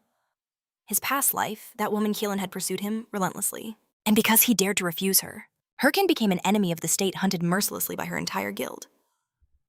There was no chance in hell he would ever accept. He paused, a bitter realization dawning. He was reacting the exact same way he did in the past. A memory surfaced, his old self furious at Keelan's persistence. He couldn't grasp why she was so obsessed when he was already loyal to a guild. Back then, one of his allies had called him lucky. To be scouted by the Thunder Hunters, one of the best guilds, was a mark of incredible skill. Not only that, the guild leader was the heiress to a vast fortune, and her members earned unimaginable wealth. His partner praised his talent, reminding him their videos always brought in good money, saying he was too good for their small-time operation. But Jae-han had brushed it off, claiming he cared nothing for wealth or fame. He preached loyalty, believing their guild had the potential to grow. He was sure the money would follow in time. That's why he chose to stay, to build something from the ground up. Nothing could sway him back then. Snapping back to the present, he saw it all clearly now. The warning signs were there all along, but he had been blind. Still, the bitter truth remained, he never deserved their betrayal. But dwelling on the past was a luxury he couldn't afford. He had a singular goal and couldn't quit the game now. The fortune could be spent later. There was so much more to earn. this was just the beginning.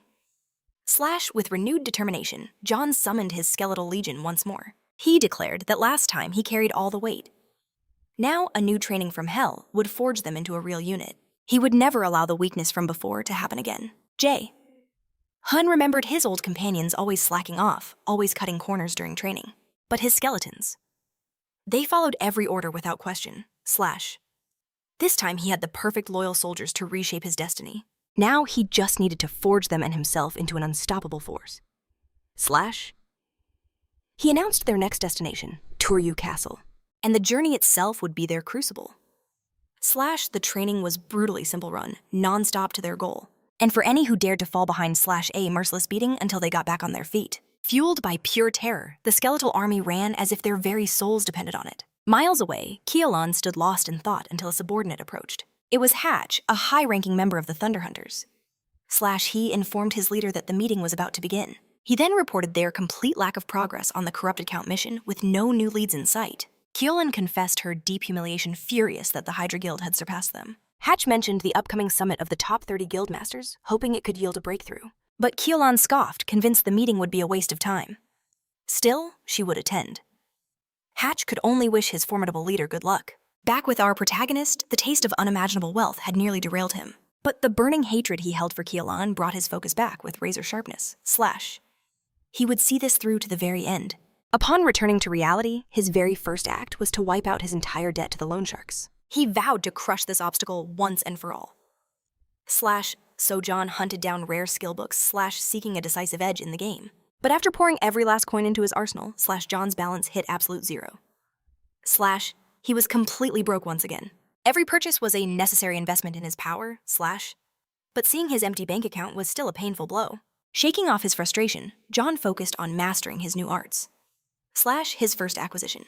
Skin graft, an ability that promised a massive boost to his defense. Thrilled, John immediately put it to the test. When paired with his skeleton warrior's essence, his defensive power skyrocketed to unbelievable levels. John then grabbed one of his own swords, intending to test the limits of his new hide. When the blade failed to even leave a mark, he knew his defense had surpassed all expectations. Next, he turned to the Curse of Sloth, a skill meant to cripple any target. Casting it on a single skeleton, he instantly saw its devastating potential on the battlefield. Finally, John approached his ultimate acquisition. A golem summoning ability. The most difficult to obtain, and the one he desired above all else. With a surge of raw power, John performed the summoning leaving his allies completely stunned. John himself was ecstatic. This was the moment he had been waiting for. He had finally summoned a golem. Gazing at his creation, John declared, "A necromancer is nothing without his golem. This creature is more reliable than any tank I have ever known." What's more, the golem possessed a unique copy mode. Activating it would let John synchronize his movements with the mighty construct. He believed that merging the golem's raw strength with his own battle instinct would make him an unstoppable force in any fight. However, when he tested this feature a wave of disappointment crashed over him. It didn't work as he'd planned. He suspected a game bug at first, but then the golem moved throwing a punch, with an agonizingly slow delay. He realized the problem in an instant, the golem's movement speed was practically non-existent, A flash of fury ignited within John. After all, this entire world was built on a pay-to-win model, Meanwhile, a secret meeting of guild leaders was underway. Nergal, master of the Ares Guild, thanked them for their presence. Shev, the famed Red Buffalo Slayer, was also pleased to see so many powerful rivals in one room. Berg, the leader of Big Smile, looked anything but happy to be there, while Chase showed zero satisfaction with the gathering. Berg grumbled that out of the 30 guilds invited, only a pathetic 4 had bothered to show up. Shev, however, countered that it was more than he'd expected. But Nergal, the organizer, was genuinely shocked by the pitiful turnout. He knew the top 30 guilds were locked in a bitter war for supremacy. A meeting like this was rare. A fully attended one was impossible. Nergal then dropped the bombshell. The Hydra Guild had discovered the Corrupted Count's true identity, and was planning a final raid in just 1 month. Even Shev had to admit it was an impressive feat, considering no other guild had even come close. This put Hydra leagues ahead of the pack. Worse, Berg warned that if Hydra succeeded, they could monopolize all future main quests, spelling game over for everyone else. Chase finally spoke, her voice laced with ice, "You and anyone else who's scared should just stay quiet." Enraged, Berg shot back, "Are you looking for a fight right now?" But Shev and Nergal quickly intervened. reminding them this was not why they had gathered. Nergal then proposed an alliance against the Hydra Guild. If they agreed, they would swear to a ceasefire / until the corrupted count's quests were finished / sharing all information. Shev hated these kinds of political bargains / but he could see no other path to victory. And he wasn't alone in that thought. Even if they despised each other, they had no choice but to accept the alliance, and that included Chase. Later at her home, Chase reflected on the day's humiliation while bathing. The reality was far more bitter than she had imagined. Not only had she failed to defeat the Chapter 1 boss on her own / she now had to stoop to joining forces with rival guilds. But Chase knew there was nothing else she could do. After all, if the Hydra Guild cleared the quest alone, it would be a disaster for everyone. It was better to share the spoils than to be left with absolutely nothing. Concluding her thoughts, Chase decided to bide her time / and wait for the perfect opportunity to strike. Next, Chase ordered all her guild members / to keep a constant watch on Hydra and report any suspicious activity. Victory was her only objective, no matter the price. Back with our protagonist, John found himself at the Adventurers Association once more. An NPC tasked him with a quest to Boru Forest. He explained that an agent Miggy had vanished there / and John would likely find clues to what happened. But John argued that the forest was swarming with level 70 monsters. At his current level, he couldn't even dream of setting foot there. However, the NPC remained firm. As Himri's apprentice, he was uniquely suited for the mission. But if he refused the task, he'd lose his precious title as a corruption tracker. After leaving the association, John felt hopelessly trapped. The quest window flashed with constant warnings about the dangers ahead. And if he didn't accept this impossible mission, he would lose everything he had fought so hard to achieve. Jae-han's ambition had turned to ash. His reckless attempts to power level by taking impossible quests had finally caught up to him. Sure, he'd conquered difficult challenges before, but that was pure luck, and his luck had just run out. By pushing his limits, the game itself had spawned a monstrous new trial. Worse still, this quest was unbreakable, trapping him in a nightmare of his own making. Lost in his own despair, the whispers of other players cut through the silence. The Hydra Guild was on the verge of clearing the main quest, leaving the other 30 top guilds eating their dust. The whole server was buzzing with one question: if the corrupted count falls, what happens to all the other main quests? And just like that, a spark ignited in Jay's mind. A way out, a way to avoid Boru Forest.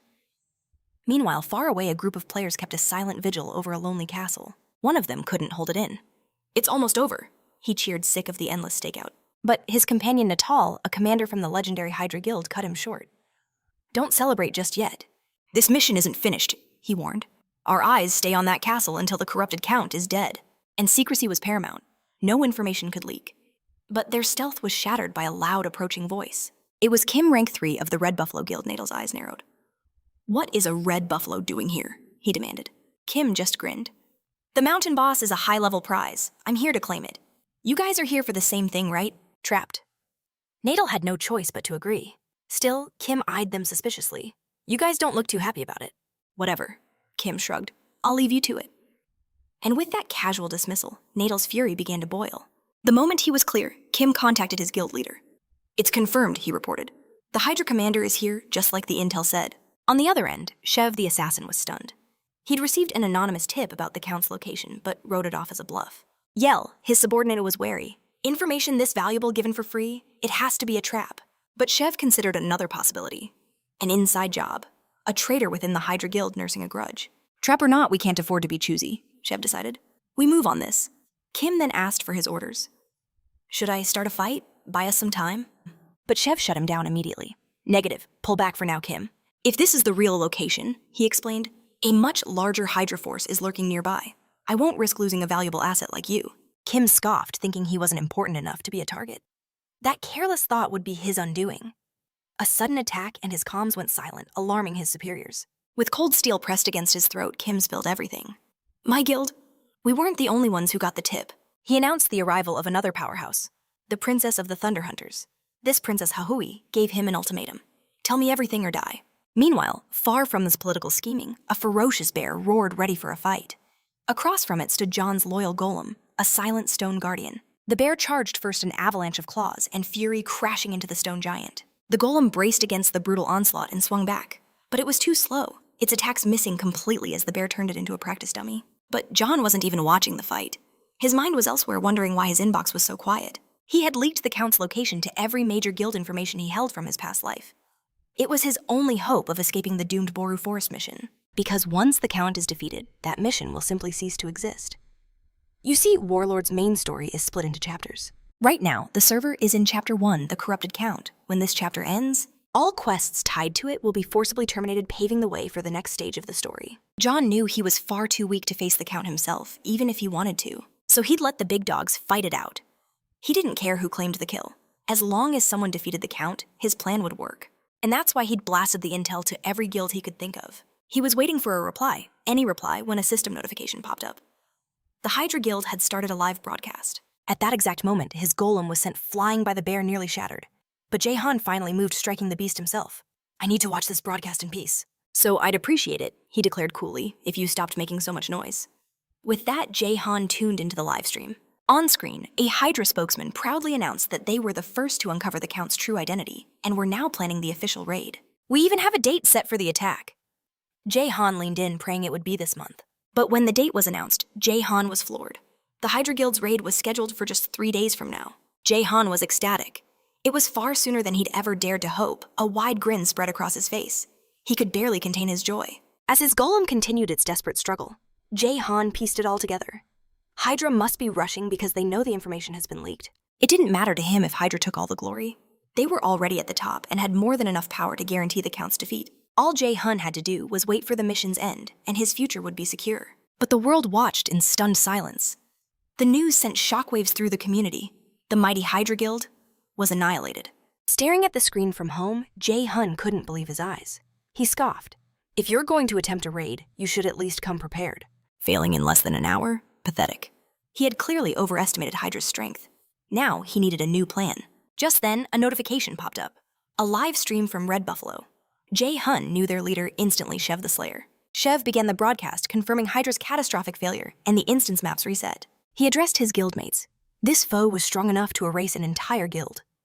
He admitted their own supplies were low, dropping their chances of success. "Even so," Shev declared with fire in his eyes, "in the name of Red Buffalo, we will rise to this challenge." His words ignited the spirits of his allies. But Jae-han thought this was a spectacularly bad idea. Even as Red Buffalo, their power didn't surpass the now-defeated Hydra Guild. But then, Shev dropped a bombshell. He revealed a partner for this mission, the leader of the Thunder Hunter Guild, the Thunder Queen. The reveal left Jae-han absolutely speechless. He never dreamed Sil would ally with a rival guild. A flashback showed Shev at his camp, approached by the Thunder Queen herself. He admitted her request for a meeting was the last thing he expected. Sil assured him she had no hostile intentions. For now, they were allies. Shev shot back that one of his men had been crushed by her own hand. She brushed it off as a minor skirmish, insisting they had real business to discuss. She had heard rumors Shev received intel on the corrupted Count. He tried to play dumb, but Sil cut him off, stating they had no time for games. She had already confirmed the same information with other guilds before ever meeting him. Chaeyeon then pointed out the obvious: Shev could never track down such a high-level target alone. He clearly had an outside source. Cornered, Shev finally gave in, but swore he didn't know the informant's identity. With that settled, Sil posed a question. Did he truly believe Hydra could succeed? She knew they were doomed. Hydra had foolishly rushed in, desperate to be the first to clear the raid. But a main quest of this magnitude wasn't something to be taken lightly. Sil believed the only logical strategy was to let other guilds fail first. Then they could gather intel and strike with a perfect plan. Shev finally asked, "Sil, what exactly are you proposing?" With a deafening crash, she drove her blade into the table. Then she proposed an alliance. The moment Hydra fell, their two guilds would strike together. At first, Shev thought it was a bluff. But one look into her eyes revealed an unbreakable resolve. Back in the present, Shev saw that Sil's conviction was real. She was giving everything she had to this joint raid. Together, their forces finally reached the boss room. The corrupted Count, however, seemed unimpressed by the intruders. It summoned a legion of monsters to defend its lair. Shev grit his teeth. Even with two guilds combined, they were being pushed back. Yet he watched Sil hold her ground, a fortress of steel and lightning. Inspired, Shev vowed to protect her. "Thunder Queen, push forward, I will carve a path for you." With his promise, Sil became a blur, charging ahead while Shev covered her back. As she closed in on the Count, the beast sneered, "How dare you challenge me?" It unleashed a storm of attacks, but she moved like the wind, dodging every blow.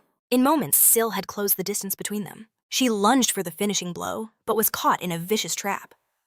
The Count was far from beaten. It had ensnared the Thunder Queen in shadowy tendrils. A wave of dread washed over Shev, but he could see the fire in Sil's eyes hadn't faded. She channeled her power, unleashing a blinding light that sliced through her bonds. Now her determination burned brighter than ever. Sil lunged once more, getting deep within the Count's guard. With a final earth-shattering roar, she cleaved the monstrous boss in two. Shev watched, ecstatic at their victory. He muttered in awe, "The Thunder Queen. She's even more terrifying than the rumors claimed." The entire raid was broadcast live. Jae-hyun was in shock. Sil had actually defeated the Count. A bitter rage filled him, but he forced a smirk. The important thing was that the Count was dead. It didn't matter who got the credit. Jae-hyun swore his rival should enjoy this moment.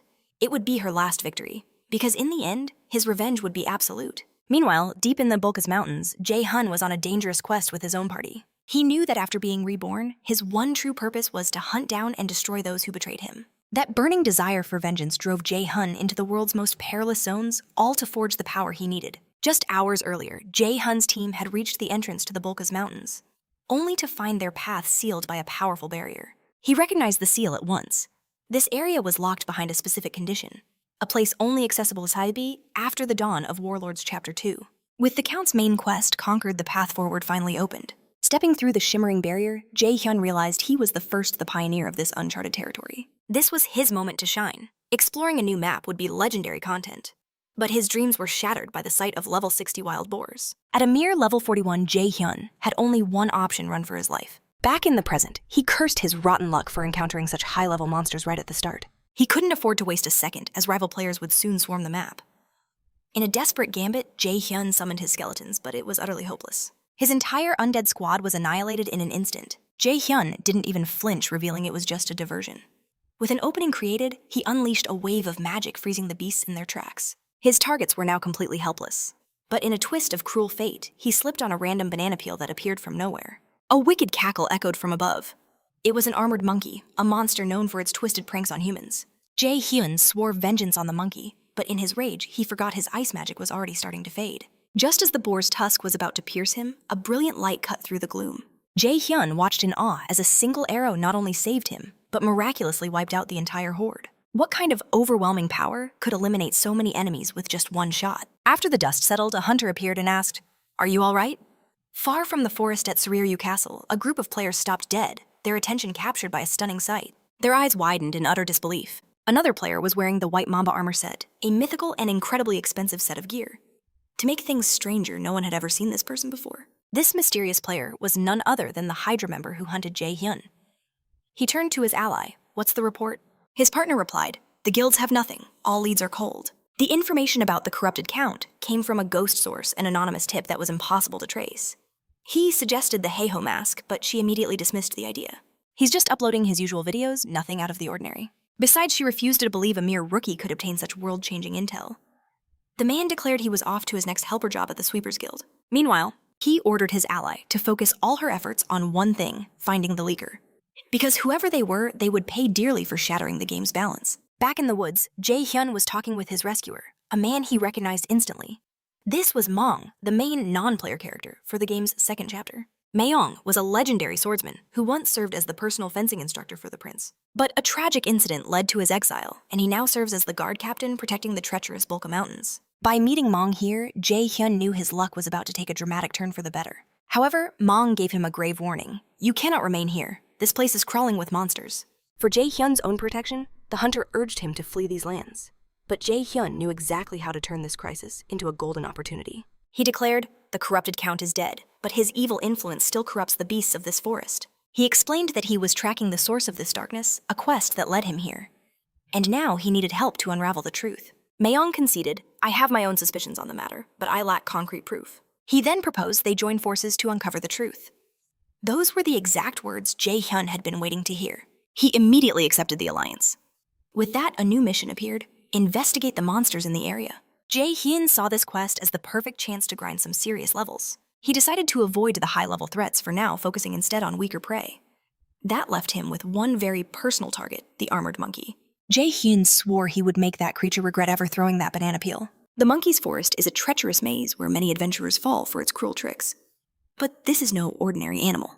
It is a wicked trickster that finds joy in the pain of its victims, laughing cruelly as they suffer. It hides in the treetops, waiting patiently for the right moment to ambush unsuspecting travelers with banana peels. But as the monkey prepared its next prank, Jae-hyun appeared, finally interrupting its sadistic games.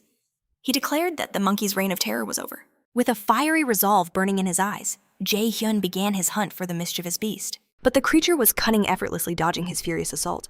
It was incredibly fast and knew every inch of this forest. This only fueled Jae-hyun's burning rage.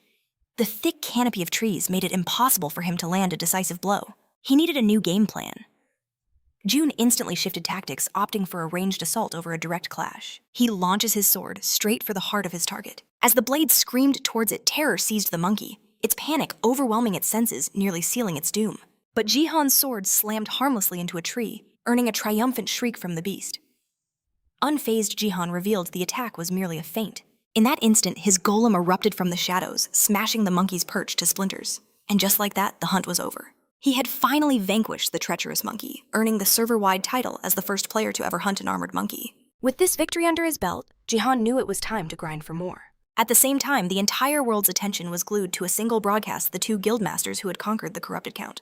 These living legends were Shev of the Red Buffaloes and Sil of the Thunder Hunters. A reporter pushed forward asking Sil for his thoughts on such a monumental achievement. Flashing a charming smile, Sil humbly claimed it was just a stroke of luck, promising to work even harder for the people. But the moment she stepped out of the blinding camera flashes, Keolian's warm facade vanished, replaced by cold, sharp calculation.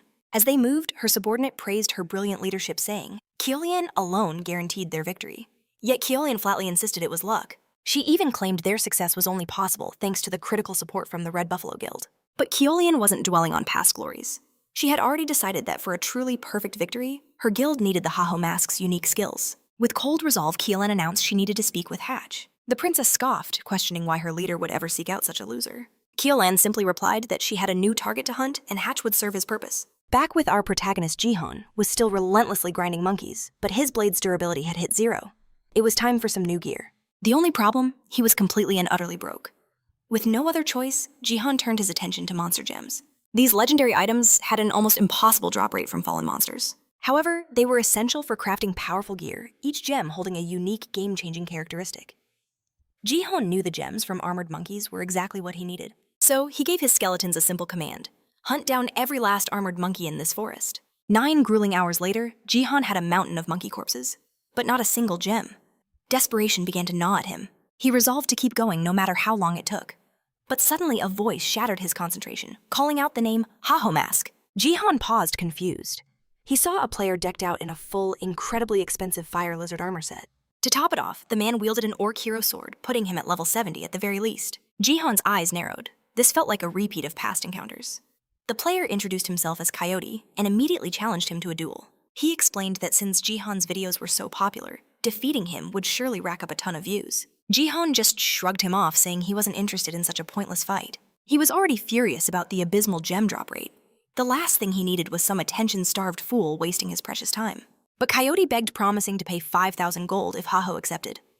In an instant, Jihan's entire attitude shifted. For that kind of money, the duel was definitely worth his time. As they prepared, Coyote struck a pose, grandly declaring himself the hero of justice. He claimed his talent had always put him in the spotlight in every game he'd ever played. But since starting Warlord, everything had changed. No one gave him a second glance. That is until he started hearing about our protagonist, a name that sparked Coyote's obsessive interest. He had to know who this Haho Mask was, and more importantly, he had to crush the one who had stolen his spotlight. From Coyote's perspective, Haho's level and gear were vastly inferior to his own. So he just couldn't comprehend why a nobody like that was getting all the fame, while a true genius like himself was ignored. Before this encounter, Coyote had been wandering aimlessly, desperate for anyone to recognize the greatness he felt he deserved. Then, by a stroke of pure luck, he spotted Haho in the forest, and was stunned to find the very man he was searching for. What truly shocked him was that Haho was in a restricted area, a place Coyote himself had only stumbled upon by accident. At that very moment, a brilliant plan formed in his mind. If he recorded a video of himself defeating the famous Haho Mask, he could finally seize the spotlight for himself. Back in the present, Coyote dramatically unequipped his armor, leaving only his helmet. The protagonist simply asked what he was doing. Coyote smugly replied that he was balancing the fight to make it fair. He saw Haho as a low-level weakling, and he'd also noticed our protagonist's sword was broken. Coyote declared his desire for a pure and honorable duel. That way, no one could accuse him of winning just because of his superior equipment. He then warned Haho to fight with everything he had, because Coyote himself wouldn't be holding back. Tired of talking, Coyote finally lunged forward. Our protagonist could only sigh, wondering how he was supposed to take a half-naked opponent seriously. But Jun deftly evades every blow. Enraged, Coyote roars, demanding he stop dodging and fight seriously. Jun coldly retorts that his opponent first needs to be worthy of his full power. Suddenly, Coyote activates a skill. His attacks surge with power. A thunderous punch connects, sending June flying. June instantly recognized it. A booster skill. A warrior's art that grants explosive speed. He realized then, despite his simple-minded look, this guy was on another level entirely. A head-on fight would be pure suicide. Pushing himself up, June resolved to try a different approach. Seeing this, Coyote grins. He declares that Heiho is finally getting serious. He dares Haho to bring his best confident he can shatter any attack. After all, his real goal is to show off for the crowd. Tired of talk, Coyote charges with his booster once more, but this time June has a counter ready. He flings a handful of dirt right into Coyote's eyes. Even through the helmet, it blinds him for a crucial second. In that instant, June sweeps his legs out from under him. He knew his opponent had more raw power, so his strategy wasn't to win a slugfest, but to completely incapacitate him, leaving him wide open for the final blow. Stumbling back, Coyote snarls, calling Haho a coward. "Is this how you fight with cheap tricks?" he demands. June simply fires back. "This isn't about honor. This is about survival. Unlike you, I fight to win, and I will seize victory no matter the cost." With that roar, he unleashes his new skill. The power of the armored monkey surges through him. In that moment, Coyote knew if that attack landed, it was all over. June's voice was cold. "You asked for my full power, Coyote. Now, face the consequences." However, just as the blow was about to land, Coyote screamed out his surrender. The devastating strike is unleashed, but it stops just inches from Coyote's face. The raw power explodes outward, shaking the very arena. Coyote was frozen in terror. For a second, he'd forgotten this was just a game, genuinely believing he was about to meet his end. Meanwhile, our protagonist is thrilled with his victory and ready to collect his prize. A 2-day logout penalty is brutal, which is why Coyote gave up right at the last second. Spared from the penalty, Coyote finally removes his helmet, admitting Haho was leagues stronger than he'd imagined. He concedes defeat, handing over the promised 5,000.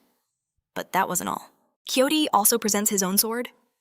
June's eyes go wide. It's the legendary Hero Orc's sword. More than just rare, it possessed unique, powerful attributes. He was ecstatic to receive such a priceless treasure. Coyote tells him to consider it a sign of his gratitude. He admits that he was blinded by fame and never truly pushed himself to his limits. This fight, he says, finally opened his eyes. From this day forward, he declares Haho his brother. June thinks the guy might be a simpleton, but he's a good-hearted one. Anyway, our hero declares he isn't anyone's brother and promptly smacks Coyote. Not only that, he orders his skeletons to finish the job. Even after a brutal beatdown, Coyote insists he'll become worthy of being Haho's brother and will grow stronger for it. He also shouts that he's looking forward to their rematch. June just figures the guy is nuts, but at least he's enjoying the game. In any case, the duel was far from a waste. Our protagonist earned cash and a brand new sword, so he no longer needs to hunt monkeys. Now June felt he was finally ready for his next major quest, although he couldn't shake the thought of hunting just a few more monkeys. Convinced he was close to finding that gem, his skeletons practically had to drag him away from his obsession. A while later, June reviewed his latest achievements. He'd taken down 950 armored monkeys, 104 raid wolves, and 76 venomous lizards. Seeing this, Manhwa praises his performance and says the investigation is progressing smoothly thanks to his efforts. But Manhwa notices his distracted look and asks if he's even listening. June quickly apologizes, explaining he was just daydreaming about how to spend his newfound fortune. Manhwa tells him to focus up. The next mission, he warns, is on a whole different level of danger. He reveals that a new threat has appeared near the mountain summit, a warrior bear. Warrior bears are colossal monsters clad in full armor and fighting with the skill of human veterans. The mission discovered the source of their equipment. This knowledge, Manhwa explains, is key to learning more about the corrupted. In other words, Manhwa wants June to hunt one down and bring back its weapon as proof. Manhwa admits it's a tall order, asking if he can handle it alone. June's reply is full of confidence. After all, he's dealt with monsters like this before. A short time later, June is on the mountain trail. But before facing the beast, he decides it's time for a little shopping. June pulls up the system's auction window, looking for the perfect item to boost his current power. His eyes locked onto a skeleton serpent set the perfect gear for this moment. Without a second thought, John bought and equipped it instantly. John reveled in his newfound wealth, already picturing the powerful magic books he'd buy with the remaining gold. But his loyal skeletons watched with hopeful eyes, desperately wanting new gear of their own. John chuckled, admitting he'd almost forgotten them. He glanced back at the shop's wares, but his wallet was already empty. There was no way to arm them all. He couldn't believe how quickly the gold vanished. For now, his team would have to wait for their upgrades. His skeletal allies weren't happy. Of course, John had an excuse ready. "It's not my fault this gear costs a fortune." Just then, John spotted a pack of boars, a perfect opportunity to grind for more cash. That was all the motivation his crew needed. They charged in without mercy. Soon, only a single boar was left standing. John urged his skeletons to finish it fast. "If you want new gear, you better hurry." But just then, another player stole his kill. John was completely blindsided. A voice sneered from the shadows. Who gave you permission to hunt here? This territory belongs to the Apollo Guild, they declared. Anyone who interferes is asking for a death sentence. The group's leader, Wang Jiang, stepped forward, his eyes filled with menace. But John just saw a bunch of pathetic losers. He attacked without warning. "Don't ever bother me again," he stated coldly. He sighed. It seemed like he was a magnet for idiots lately. He knew he'd have to deal with this trend eventually. For now, John simply turned and walked away. Behind him, Wang Jiang snarled with rage. "No one attacks our guild and lives to tell the tale." A short time later, news reached the guildmaster Apollo that someone had dared to strike his underlings. And they did it knowing full well who they were. A cold fury rose in Apollo. "Bring me this fool, whatever it takes. I will punish him myself." Meanwhile, John had finally arrived at the bear's territory. "All right, it's hunting time," John declared. But his team's lazy attitude ignited his anger, and he immediately tore into them. "Listen up," he yelled. "Our target is a level 70 warrior bear. It has 3 deadly phases. This is no time for games." John explained the stakes. Being the first to kill it would grant him a legendary advantage over every other guild in the main quest. He demanded absolute perfection from this moment on. Just then, John felt a tremendous presence approaching. A beast that massive could never hide its approach. John steeled himself for combat, his new armor gleaming. His goal was simple and absolute.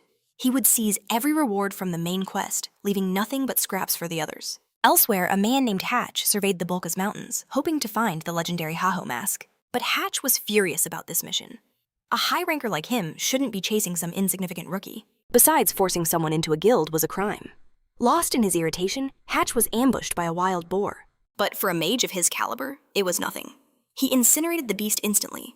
He just wanted this stupid mission to be over. The great Ballista Hatch was a renowned ranker. He deserved far more than this babysitting duty. John recalled his past life. He and his guild had failed this raid 6 times before barely succeeding on the 7th. But this time was different. If he failed now, another guild would seize control of the main quest. To win, he needed a critical hit. He had to strike the seams of the bear's armor, its only weak point. With his knowledge of the future, he had prepared the perfect skills for this very fight. John signaled his skeletons to follow his command. He activated a brand new passive skill muscle modification. Instantly, he moved with blinding speed, but he wasn't used to this power yet. Overshooting his target and leaving his skeletons completely exposed. In a single devastating swing, the bear annihilated them all. John's perfect plan shattered in an instant. He struggled to control the overwhelming speed, but this new power was still untamed. He couldn't land a single effective blow on the beast. The bear's counterattack was ferocious, forcing him to deactivate the muscle enhancement. Even so, he managed to tear away a piece of its armor. But the skill was useless if he was too slow to strike the opening he'd created. All he could do now was dodge. Unable to get close, he resorted to ranged attacks, lobbing bombs from a safe distance. The explosion hit its mark, but only fueled the beast's rage. John knew this monster wouldn't go down easily. Direct attacks were pointless. He quickly healed himself and resurrected his skeletons. There was only one path left to fight like a true necromancer. He looked at his undead army. "This time we do it right." With that, John unleashed his trump card and summoned his mighty golem. In an instant, the colossal giant answered his summons. It charged the bear without hesitation, a grin spreading across John's face. John immediately cast a hardening spell on the golem. The bear's sword struck the stone flesh and became trapped for a crucial second. With the beast disarmed and exposed, the skeletons move in. Now the hunter becomes the hunted. But John knows better than to get careless. "Don't celebrate yet," he warns. "I still have one last trick." Without warning, a torrent of magical fire erupts, engulfing both John and the bear. Enraged Jae-hun screams at his ally for the friendly fire. Because of that careless attack, the bear activates a skill and recovers 50% of its health. The rejuvenated monster charges with renewed ferocity. John's patience has finally snapped. Enough with the clever plans. It's time to settle this with pure, overwhelming force. With a furious roar, he unleashes his most destructive bombs, the blast even shocking his own allies. In a blinding flash, the bear is finally obliterated. John reflects on his victory. Last time, an entire guild failed to kill this beast, a feat he just accomplished all by himself.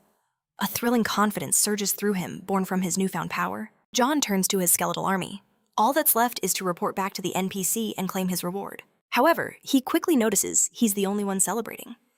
His skeletons, hungry for battle, look utterly disappointed they didn't get to do more. Meanwhile, at the Bulka's western base, Hatch is losing his mind in a grimy tavern. He's utterly defeated by his failure to find Haho mask.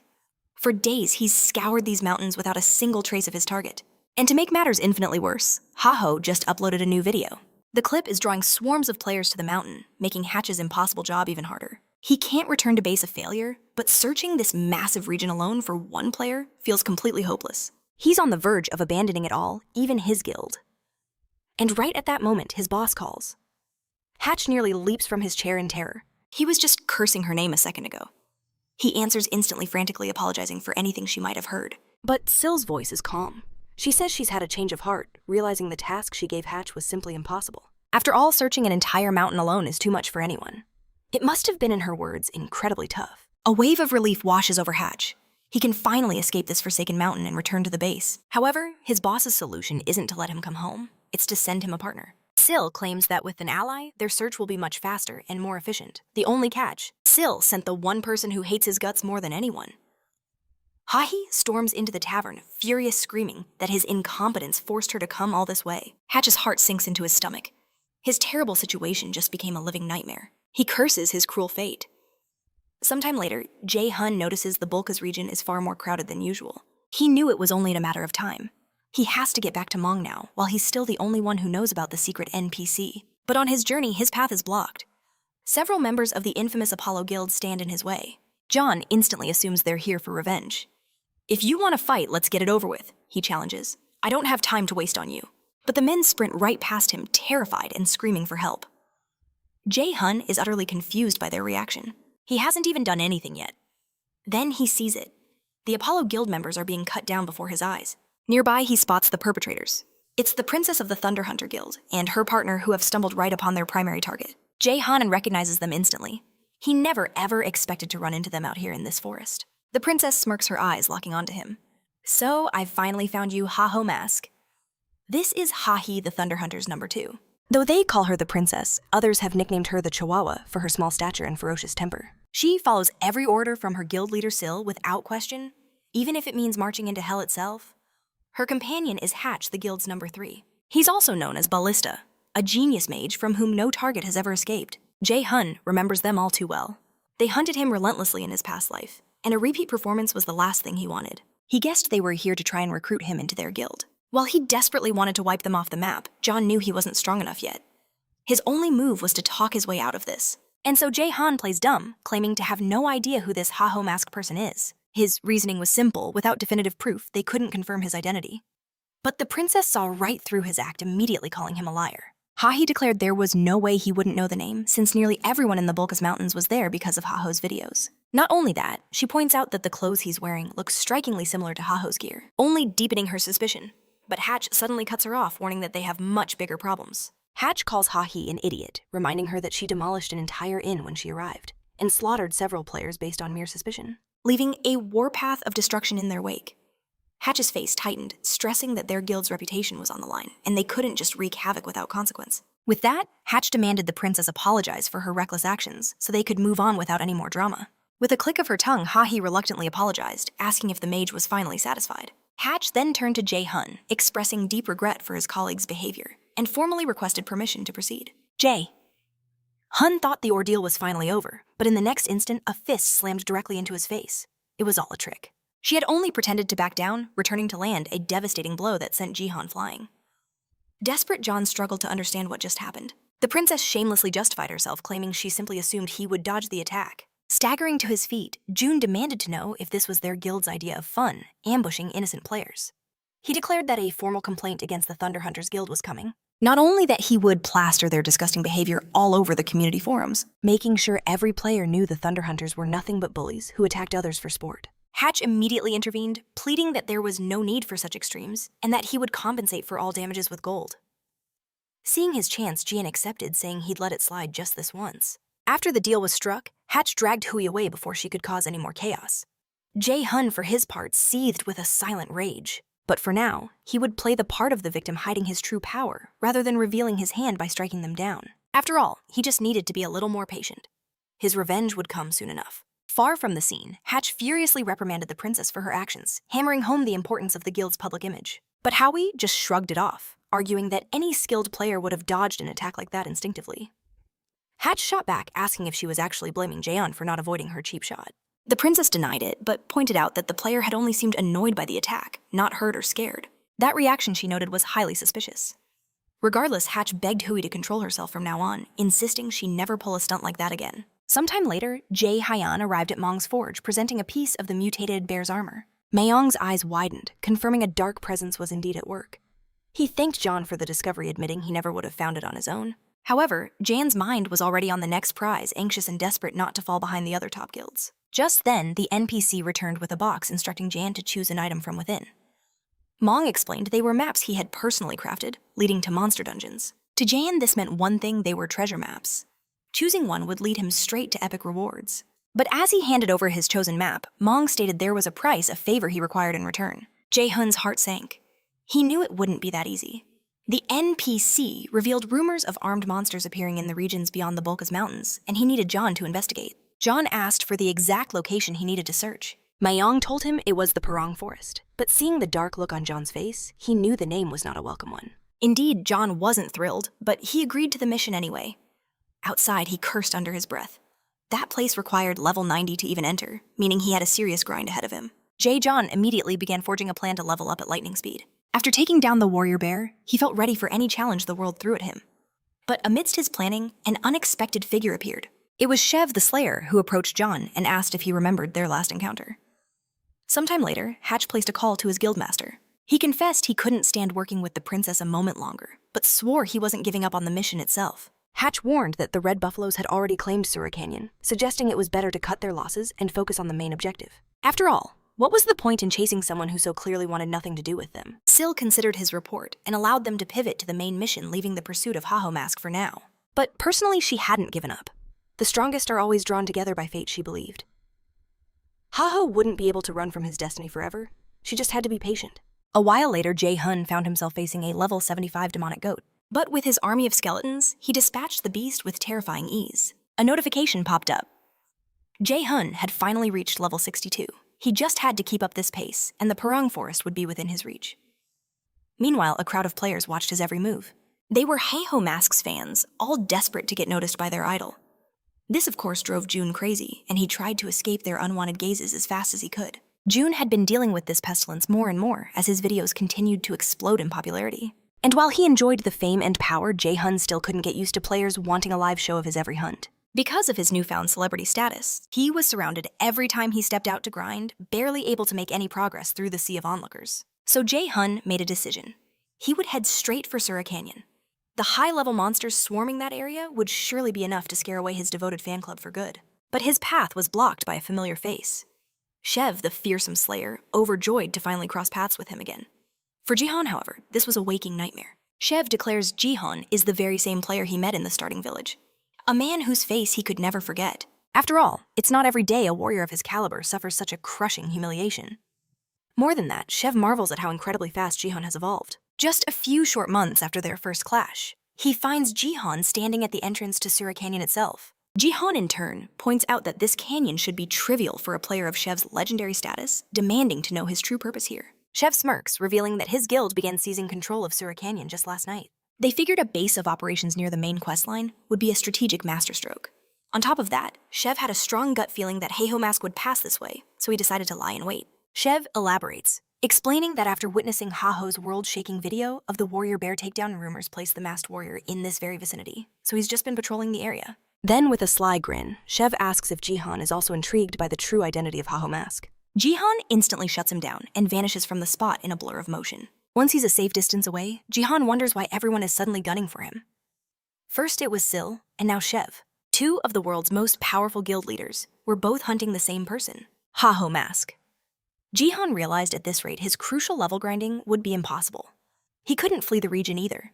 His most important quest was rooted right here. As frustration boiled over, Jihan remembered the map he got from Mong. He recalled its purpose, a dungeon map. This could be the perfect sanctuary. Rare dungeons are notoriously hidden in the most inaccessible locations, but with a map, the game completely changes. Arriving at the coordinates, Jihan knew this wouldn't be simple. But the potential rewards, they were more than worth the gamble, or so he hoped. Taking a final deep breath, he plunged into the cold depths. His destination was hidden beneath the water's surface. As he swam deeper and deeper, a hidden cave entrance appeared in the gloom.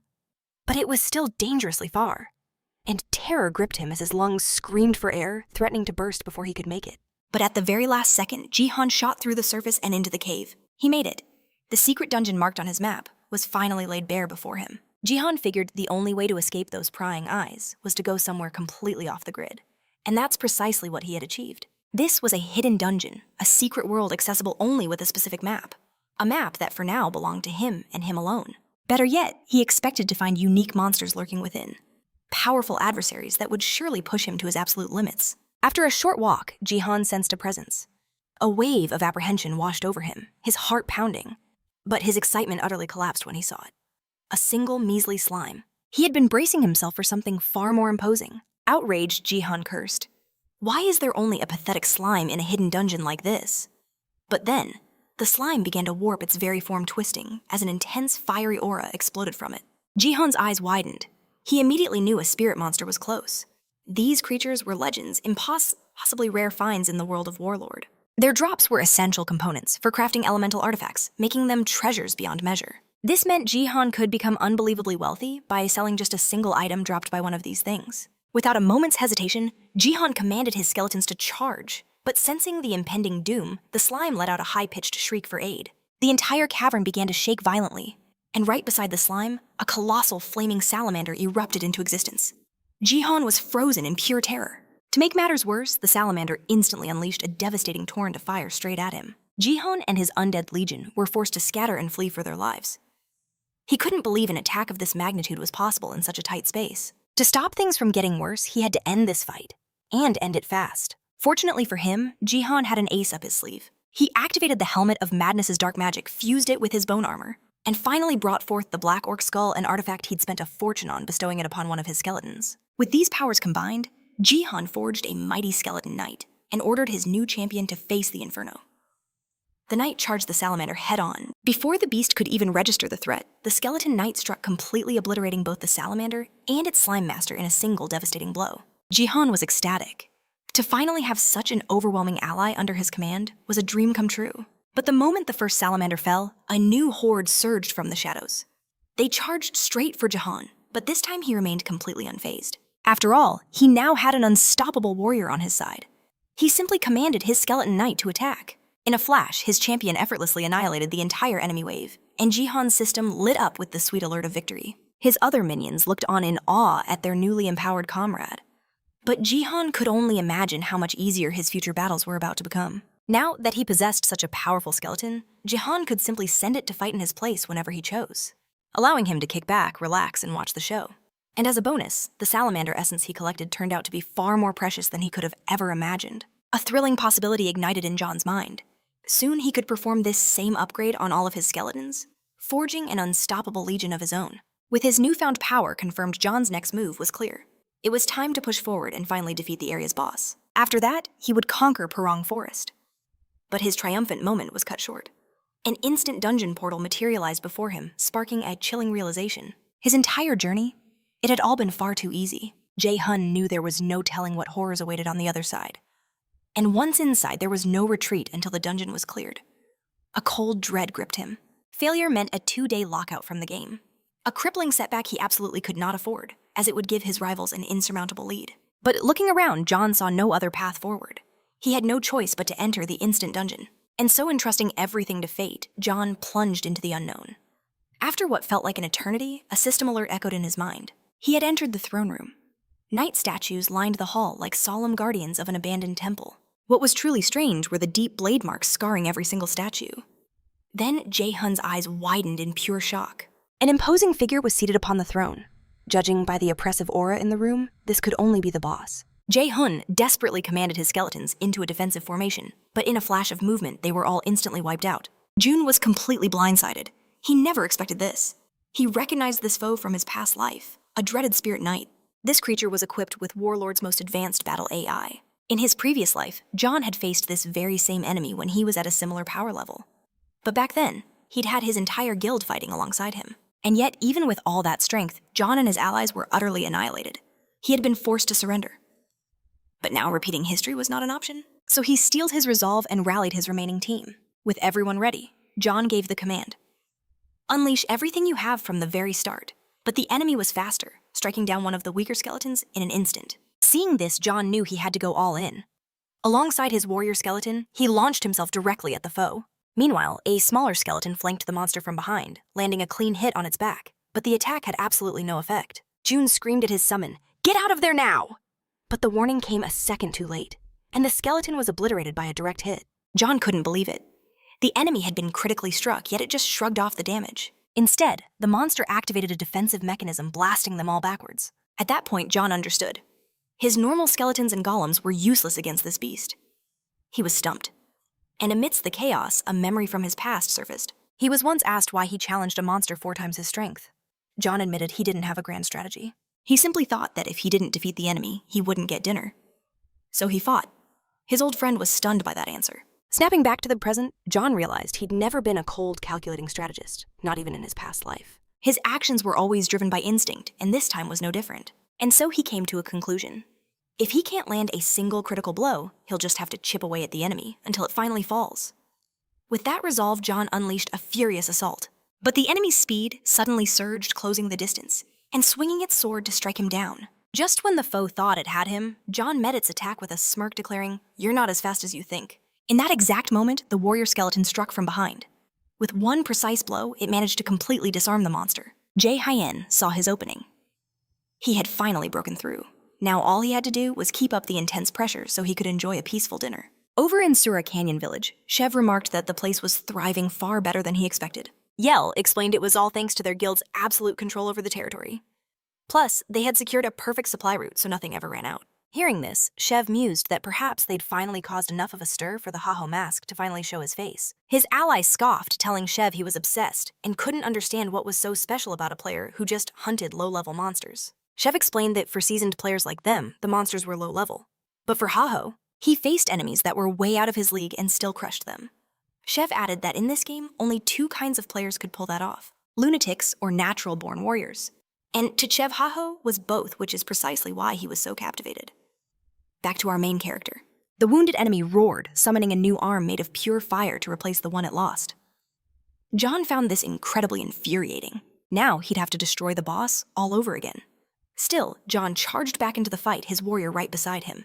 In turn, the enemy unleashed an attack with its new arm, causing a massive explosion that ripped through the throne room. John was forced back by the chaos, realizing he needed to be far more cautious now. After a moment, John lunged forward again, hoping to land a decisive blow. And indeed, he connected. His ally immediately followed up with its own strike. Their coordinated assault was flawless. This is it, Jihan thought. The strategy was perfect. Victory was within his grasp. But the boss wasn't about to go down quietly. It roared in fury, unleashing a massive area of effect attack. The explosion rocked the entire chamber. Jihan realized with dread. The boss had just entered its second phase. Its attack patterns grew deadlier, more unpredictable.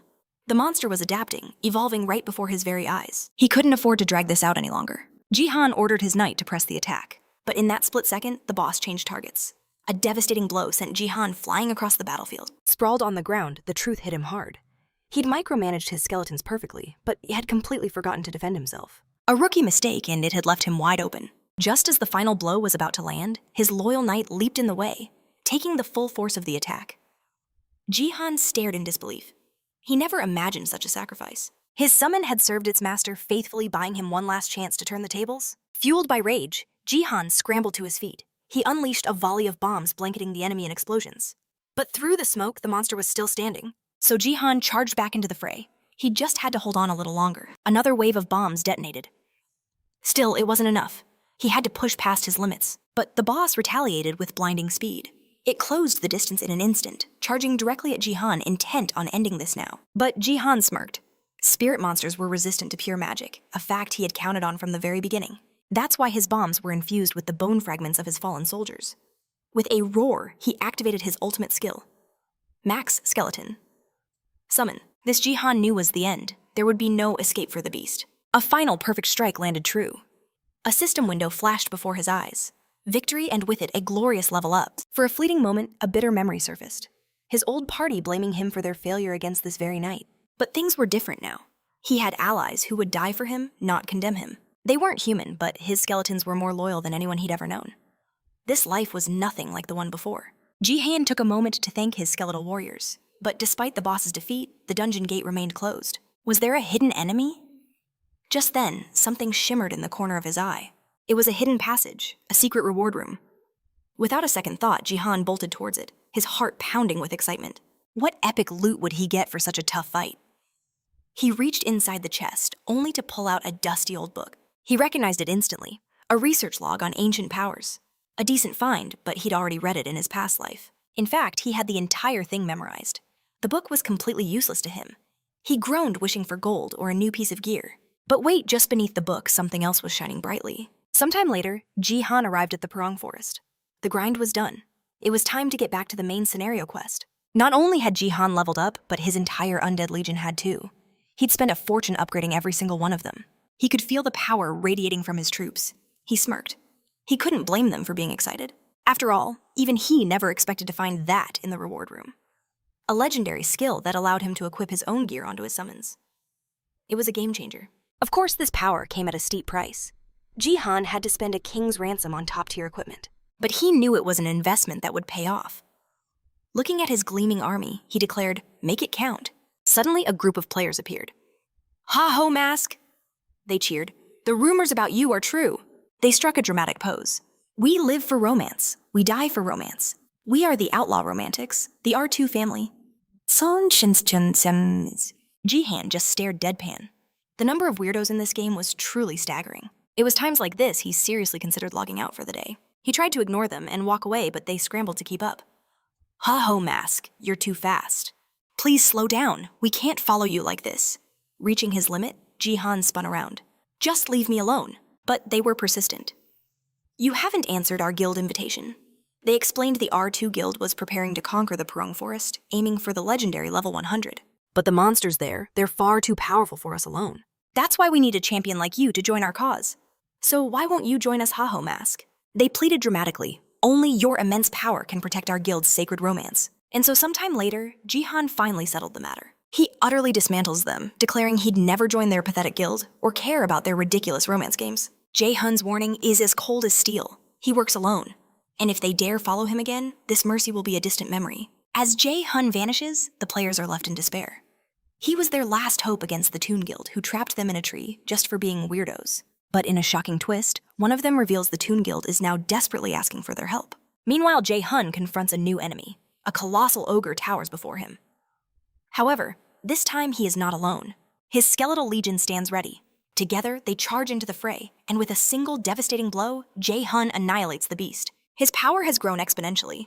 In fact, he's already slain over 50 ogres each, as massive as this one. Ever since conquering the spirit, night most monsters have become trivial fodder. But Jae-hun doesn't mind. This is the pace of true evolution.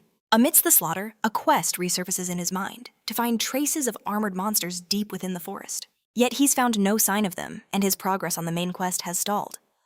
Jae-hun knows he can't afford to waste a single second. Other guilds are already advancing through the main quest, and could clear it at any moment. To gain an edge, he briefly considers a new tactic, maybe ask for information before crushing those who approach him. But the thought is fleeting.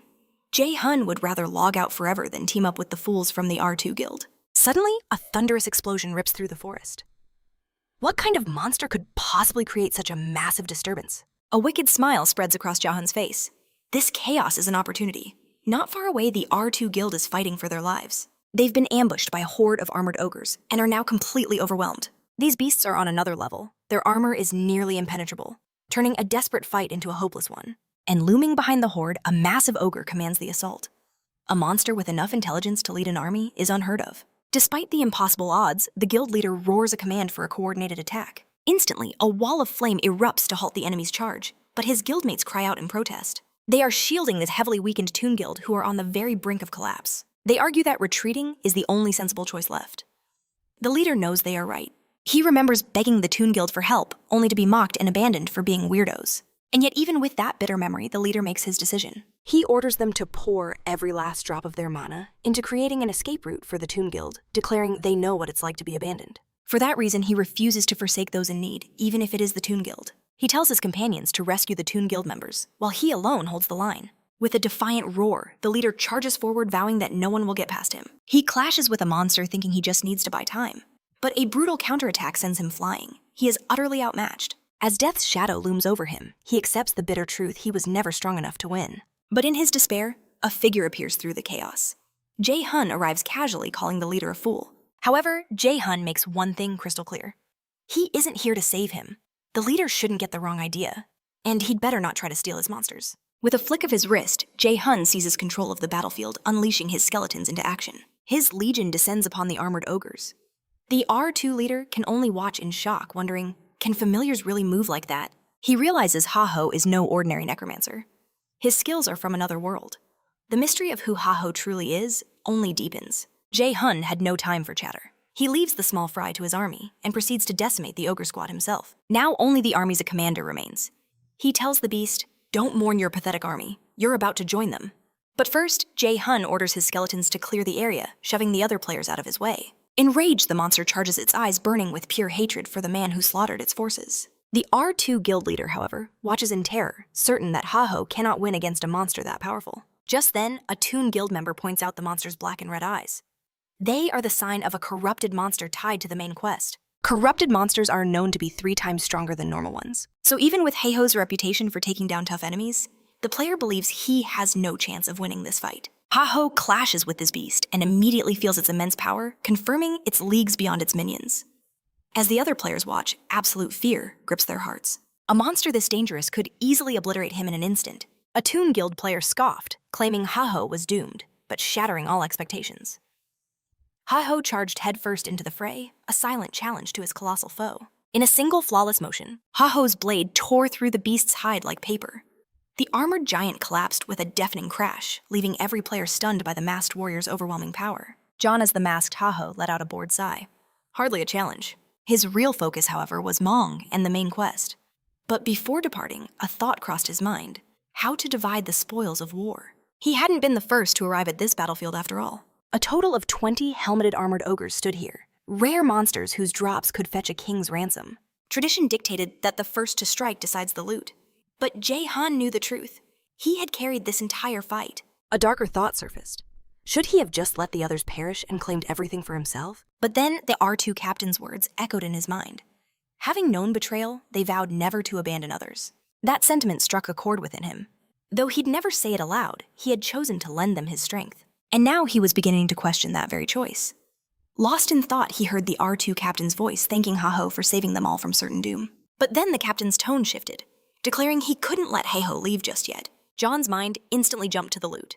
In this world, what else could possibly matter? To his absolute disbelief, they didn't want treasure. They wanted a picture. Proof they had fought alongside the legendary Ha-Ho mask. When the loot was finally discussed, the R2 captain offered first pick to the Toon Guild. A member eagerly agreed, eyeing items worth a fortune. But the R2 leader shut him down instantly. They would not be so shameless as to demand payment from their savior. With that, the R2 leader insisted his ally stand down. All the spoils belonged to the masked warrior alone. John was completely floored by this display, thinking, these guys are on a completely different wavelength. Later, as John resumed his journey, the R2 Guild's unbelievable offer echoed in his thoughts. He realized that despite being a bunch of hopeless idealists, fighting with them might actually be fun. But it was a path he could not take. His destiny was set to challenge Warlord's 30 most powerful guilds, and he refused to drag anyone else into that hellish war. So for now, he would walk this path alone with his skeletons, his eyes fixed on the main quest. Elsewhere, a colossal bear met its end. Syl, leading her elite team, delivered the final devastating blow. Her allies could only watch in awe of her skill as a princess rushed to her side beaming. "You were magnificent as always," the princess cheered. But the team's mage quickly shattered the triumphant atmosphere. He delivered grim news: the Triple Wing Guild and the Big Smile Guild were now at war. 2 of the server's top 3 guilds. A conflict sparked when their members clashed during a high-stakes raid. Since that moment, both sides poured everything they had into the conflict. But it was clear Big Smile was on the losing end. Syl scoffed at their foolishness. Starting a war during the main quest was pure insanity. Still, she couldn't help but hope one of them would crumble, leaving one less rival for her to crush. But the wizard wasn't finished with his report. Ha-Ho Mask had defeated an armored ogre pulling ahead in the main quest. To everyone's shock, Syl didn't explode with rage. Instead, a small pleased smile graced her lips. She simply stated they would have to increase their pace. They would not be left behind. With unwavering resolve, Syl commanded her team to take on Mong's next quest, determined that her guild would be the first to reach the second chapter. Sometime later at Bangu Castle, Ahimri mused that it had been far too long since he'd seen his apprentice. John, on the other hand, was wondering what this troublesome NPC was even doing here. The wizard Ahimri claimed he had a delivery for his student. He unveiled the Secret Order's ring, declaring John had finally proven his worth. However, John was anything but pleased. In fact, he felt things were going perfectly, right up until this frustrating wizard appeared. Just earlier that day, Jae-hun had received his invitation to the Secret Order. Mae-ong himself had extended the offer. but with a grave warning joining meant being ready to sacrifice his very life for the cause. Outwardly, Jae-hun proclaimed he would gladly risk it all to fight against evil, but inside his mind was racing, calculating all the incredible benefits this invitation promised. Regardless, Maung accepted him and Jae-hun's hopes soared. The Order's legendary ring was within his grasp, but his excitement turned to ice when Maung told him to seek out his mentor. The hunter revealed a shocking truth. Ahimri was a member of the Order as well, which meant Jae-hun had to get the emblem directly from him. And that news was the last thing he wanted to hear. He knew that old wizard would never just hand over such a prize. Back in the present, Ahimri was forcing John to practically beg for the item, utterly relishing the hero's frustrated reaction. It's always the same with these powerful figures. Yet he swallows his pride for the wizard practically begging for a place in the Order. The wizard Ahimri barely suppresses a smirk, but finally grants Jihan's request. However, it comes with a condition, a mission designed to truly test his mettle. And just like that, he's cast into the heart of a war zone. The words leave Jihan completely thunderstruck. A short time later, our protagonist arrives. He's greeted by the sheer chaos of an active battlefield. Jihan knows this place all too well by reputation. An endless tide of monsters constantly floods from beyond the castle walls. These relentless waves make any raid here a death sentence. But there's a reason players risk it all. Every defeated enemy drops a handsome reward, translating to massive piles of cash. Not to mention, it's the ultimate spot for leveling up. Jihan remembers how he longed to conquer this place in his past life. But his cowardly guild members refused to join him, leaving his dream unrealized. Now, with no one to hold him back, he's ready to face this challenge for the very first time. First, he needs to prepare. Meanwhile, a female player 1 who has been hunting for the Haho mask watches him from the shadows. A triumphant smile spreads across her face. Her long search is finally over. Elsewhere, a brutal punishment is being carried out. A massive tiger is unleashed on a group of players. While they plead for their lives, their leader, Apollo of the Apollo Guild, only grows more furious. His subordinates had one simple mission/track down the player who dared to attack them, and they failed. Apollo is seething, his voice dripping with venom as he demands to know why. One of his men explains that the Thunder Hunters intervened, making a fight against such high rankers impossible. He adds a crucial detail, the Thunder Hunters are apparently trying to recruit this very rookie into their ranks. Apollo scoffs at the news. This rookie is just getting arrogant, hiding behind one of the top 30 guilds. But Apollo has a way to deal with him. He makes a call to Heavy Bean, an officer from the powerful Smile Guild. Apollo tells him he needs a small favor. He wants to teach the player, known as the Haho Mask, a lesson he'll never forget. Heavy Bean cautiously asks what the issue is. Apollo practically explodes, ranting that the Haho Mask assaulted his men, and didn't even have the decency to apologize. In other words, Apollo's pride was wounded, and now he craves bloody vengeance. Heavy Bean, however, finds the entire situation absurdly petty. He coldly refuses, declaring that his guild won't get involved in such childish squabbles. Backed into a corner, Apollo plays his trump card, he's cutting off all sponsorship to the Smile Guild effective immediately. He roars that his money is what built the Smile Guild into a top 30 powerhouse, if they won't help him when it counts, then they are completely useless to him. Heavy Bean clenches his teeth in fury, he has no choice but to surrender no matter how much he hates it. He informs Apollo that he will handle the Haho Mask. He promises to report back once the job is done. But the moment the call ends, Heavy Bean is consumed by a cold panic. Refusing the request means his guild goes bankrupt. But attacking the Haho Mask would destroy his own reputation. Both paths lead to ruin. Just as despair takes hold, a voice cuts through the silence. A figure appears, asking what's wrong. It's Cho Woo Rang, a reserve member of the Smile Guild. She asks if her superior needs someone to take care of the Haho Mask. Heavy Bean's eyes widen. She's not an official guild member. Which makes her the perfect disposable tool for this dirty work. He asks if she's truly capable. Cho Woo Rang bows her head. She owes Heavy Bean her life. To repay that debt, she will personally eliminate the Haho Mask. Speaking of whom, our hero is just about to enter the battlefield. A guard announces that all participants must gather at the castle gate. Instantly, dozens of players surge forward, ready for battle. That's when an NPC steps out to address the crowd. He is Bagel, the administrative captain of Turb Castle Wall. Jihoon is surprised. He never knew this area had a main NPC. Bagel declares that beyond these walls is a true hellscape. The gates will not reopen for 144 hours. Your rewards will be determined by the number of monsters you slay, and you cannot return until the gate reopens. Remember that. Then the NPC reveals a final shocking announcement, a special quest. The quest is to defeat the Blue Giant, a powerful mutant lurking in the war zone. The reward, a unique skill book. Jihoon's eyes ignite with fire. A book like that is a guaranteed unique skill, a legendary item. This is a prize Jihan never even heard of in his past life, and now he has a chance to claim it for himself. But as he glances at the other players Jihan sees the same greedy fire reflected in their eyes. Every single person here covets that book. They know that to get it, they may have to kill more than just monsters. But one thought runs through all their minds the strongest player here is the Haho mask. Suddenly the blue giant isn't their biggest obstacle. He is. But his true goal was to reach it before Haho mask. As the gates swung open, Jian exploded forward at top speed, determined to be the first. With that, Jihan left the other players to wallow in their despair. But amidst the chaos, a voice of command cuts through. It's Cho Wurong proposing a new plan. One player scoffs, dismissing her as a mere rookie who shouldn't be heard. He goes even further, warning Cho not to drag everyone else down. In a flash, Cho Wurong proves her worth, effortlessly taking down the insolent player. With a cold gaze, she tells the others to calm themselves. She announces the skill book means nothing to her. Her only objective is to eliminate Haho mask. Cho then makes a tempting offer. The book belongs to whoever helps her. In her eyes, it's a perfect deal where everyone wins. But from the shadows, Jian has been watching everything. He understood now. An alliance was forming with him as the target. While he seriously doubted this group could ever defeat him, Jian had hoped to avoid any unnecessary conflict, but it seemed trouble had found him. He had no choice but to deal with the situation head-on. Meanwhile, Cho's confidence was soaring. She had gathered more than enough players for her little army, convinced Heiho couldn't possibly defeat so many. In her mind, victory was already a certainty. More than that, Cho dreamed that this win would finally make her mentor recognize her talent, granting her an official place in the infamous Big Grin Guild. Once she was in, she imagined commanding her own subordinates. They would exist only to fulfill her every whim. She would be a true commander. And with that power, anything she desired would be hers. Suddenly, a shout from an ally shatters her fantasy. Lost in her daydream, Cho hadn't seen the monsters closing in. Snapping back to reality, she immediately orders her troops into an attack formation.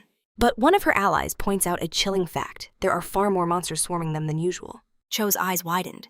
It was true. At this rate, their formation wouldn't last long. And amidst the chaos, she spotted him, Haho the Masked One. Jan decided to turn this crisis into an opportunity. He drew the monster's attention to himself, then masterfully redirected the entire horde toward his new enemies. Seeing this, Cho was frozen in shock. Heiho's brilliant strategy had caught her completely off guard. Her new allies were overwhelmed. Despair spread like a plague as they watched their comrades fall one by one. Her players cried out that they couldn't last much longer. They begged to retreat, knowing this was a battle they were destined to lose. In that moment, Cho realized her grand plan was ruined. She came to ambush Haho during the raid, but instead, she was the one who had fallen into his trap. Still, Cho stood her ground, declaring that the monsters would calm down once the lure's effect wore off. She ordered the others to hold their positions for as long as they could. In the meantime, she would personally deal with Heiho Mask. These small fry would serve as the perfect distraction while she took down their leader. With a piercing battle cry, Cho charged directly at Jian, launching an immediate assault to separate the protagonist from his team. As she closed the distance, Cho challenged Haho Mask to a duel. But Jian wasn't about to accept her terms so easily. He knew he was facing the ringleader of the group hunting him, so he posed a question. Did she truly know who she was messing with? Jian, for his part, claimed he had no memory of her. He found it deeply suspicious that a total stranger was so fixated on his demise. Cho knew she couldn't risk revealing her connection to the Big Grin Guild, so she lied, claiming she was only after his skill book. But the protagonist saw right through her pathetic excuse. As their weapons clashed, Jin called her a liar. He could see it in her eyes she didn't care about the book at all. Cho neither confirmed nor denied the accusation. Instead, her blade became her answer as she fought to ignore his provocations. Jian, however, had to admit her skills were sharp. It looked like he might have to unleash his necromancer abilities after all. He hurls a powerful bone bomb, but Cho deftly dodges the explosion. Jian presses his advantage, stating that someone so skilled couldn't be a nobody, and demands to know her guild. Cho refuses to say a word. Instead, she declares she'll satisfy his curiosity in a much different way. With a flourish, Cho summons her personal battle gear from her inventory. Jian watches as his opponent dons her armor, a clear signal she is finally getting serious. He realizes that even if he defeats her, he won't learn any of her secrets. Even so, he knew he couldn't afford to play games with an opponent of her caliber. In this dire situation, Jian has no choice but to fight for real. Cho declares, "I won't go easy on you, Jian." But her eyes suddenly dart towards several skeletons watching them. Jian tells her not to worry, explaining he ordered his summons not to interfere in their fight. Cho asks, "Why would you do that?" The protagonist replies that she was the one who challenged him to a duel. Therefore, it wouldn't be a fair one-on-one fight if he accepted help from his allies. Hearing this, Cho scoffs. She once thought Haho Mask was just arrogant, but now she sees his naivety. And this, she believes, is a fatal weakness she can exploit. With that, Cho attacks with ferocious intensity. However, Jian notes that he felt no difference between this attack and her previous ones. And yet, Cho moves with blinding speed, suddenly appearing behind Jian and catching him completely by surprise. He never expected such a move, but a smirk plays on Cho's lips. She's just getting started. She unleashes a storm of attacks, and Jian takes heavy damage from the devastating blows. Seeing Jihan fall into her trap, Cho smirked. In a way, he's almost cute, but now, I'll finish the one who dared defy Lord Heavybean. However, the tables turned in an instant. As Jihan received aid from an unexpected source, one of his own skeletons burst from the shadows, sweeping Cho off her feet. Utterly shocked, Cho couldn't process how this was happening. Jihan in turn loomed over her. Cho, you're from the Big Grin Guild. Having finally ripped the information he needed from her, she was now useless. A short while later, Jihan had Cho tied securely to a tree, demanding to know why the Big Grin Guild was targeting him. Cho just laughed defiantly. Ha ha ha, you won't get a single piece of information from me. But Jihan pressed on. You must be Cho Wang Heavybean's subordinate from the Big Grin Guild. Cho desperately pretended she had no idea what he was talking about. I know everything, Jihan stated calmly. How? She gasped. He thought back to his past life how Cho was Heavybean's most infamous subordinate, but he had no intention of revealing that truth. He leaned in close. You're not in a position to be asking questions. Instead, you're going to tell me why your guild is after me. Cho insisted she didn't know, then demanded Haho eliminate her on the spot. Jihan retorted with a smirk that killing her would be a waste of talent. Besides, she would just respawn in 2 days anyway. Now that he'd dealt with this little problem, Jihan knew he had to find the blue giant. But before leaving, Jihan delivered a chilling warning to Cho. Don't ever interfere with my business again. Otherwise, I won't be nearly as merciful as I was this time. In that moment, Cho realized the masked man Haho had been a step ahead of her from the very beginning. He had used the exact strategy she had planned, luring monsters into a perfect ambush. A mix of fear and awe gripped her as she wondered who this man truly was. Cho then muttered that Haho was bold for trying to flirt with her, feeling a strange flutter in her heart she'd never felt before. Sometime later, Cho reported to her boss that she had failed to eliminate Haho the masked man. Heavybean told Cho she did what she could and to get some rest. But the second he hung up hearing her excuses, he was consumed by despair. The person he trusted above all others had failed to eliminate this masked nobody. But looking on the bright side, Apollo didn't know yet, so he could still salvage the mission. However, just then, a dreaded call came in from Apollo himself. Apollo's voice was cold as steel, stating that news of a top 30 guild being defeated by a rookie player was simply unacceptable. If word got out, it would utterly shatter the guild's pristine reputation. These were the last words Heavybean wanted to hear, and a genuine simmering rage for Haho began to boil within him. Speaking of Haho, our protagonist felt an unsettling chill run down his spine, as if someone was cursing his very name, though he couldn't understand why. After his confrontation with Cho Jihan had learned much, but he was running out of time to ask more. His main objective was to be the first one to reach the blue giant. With that, Jihan and his team pushed forward. Sometime later, he found himself utterly exhausted. He collapsed, admitting he had barely managed to take down the giant. Recovering from the brutal battle, Jihan admitted he hadn't expected it to take so long.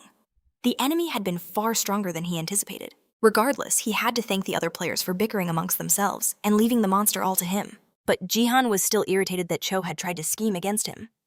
Thanks to her, he now knew the Big Smile Guild was hunting him. However, he still didn't know why.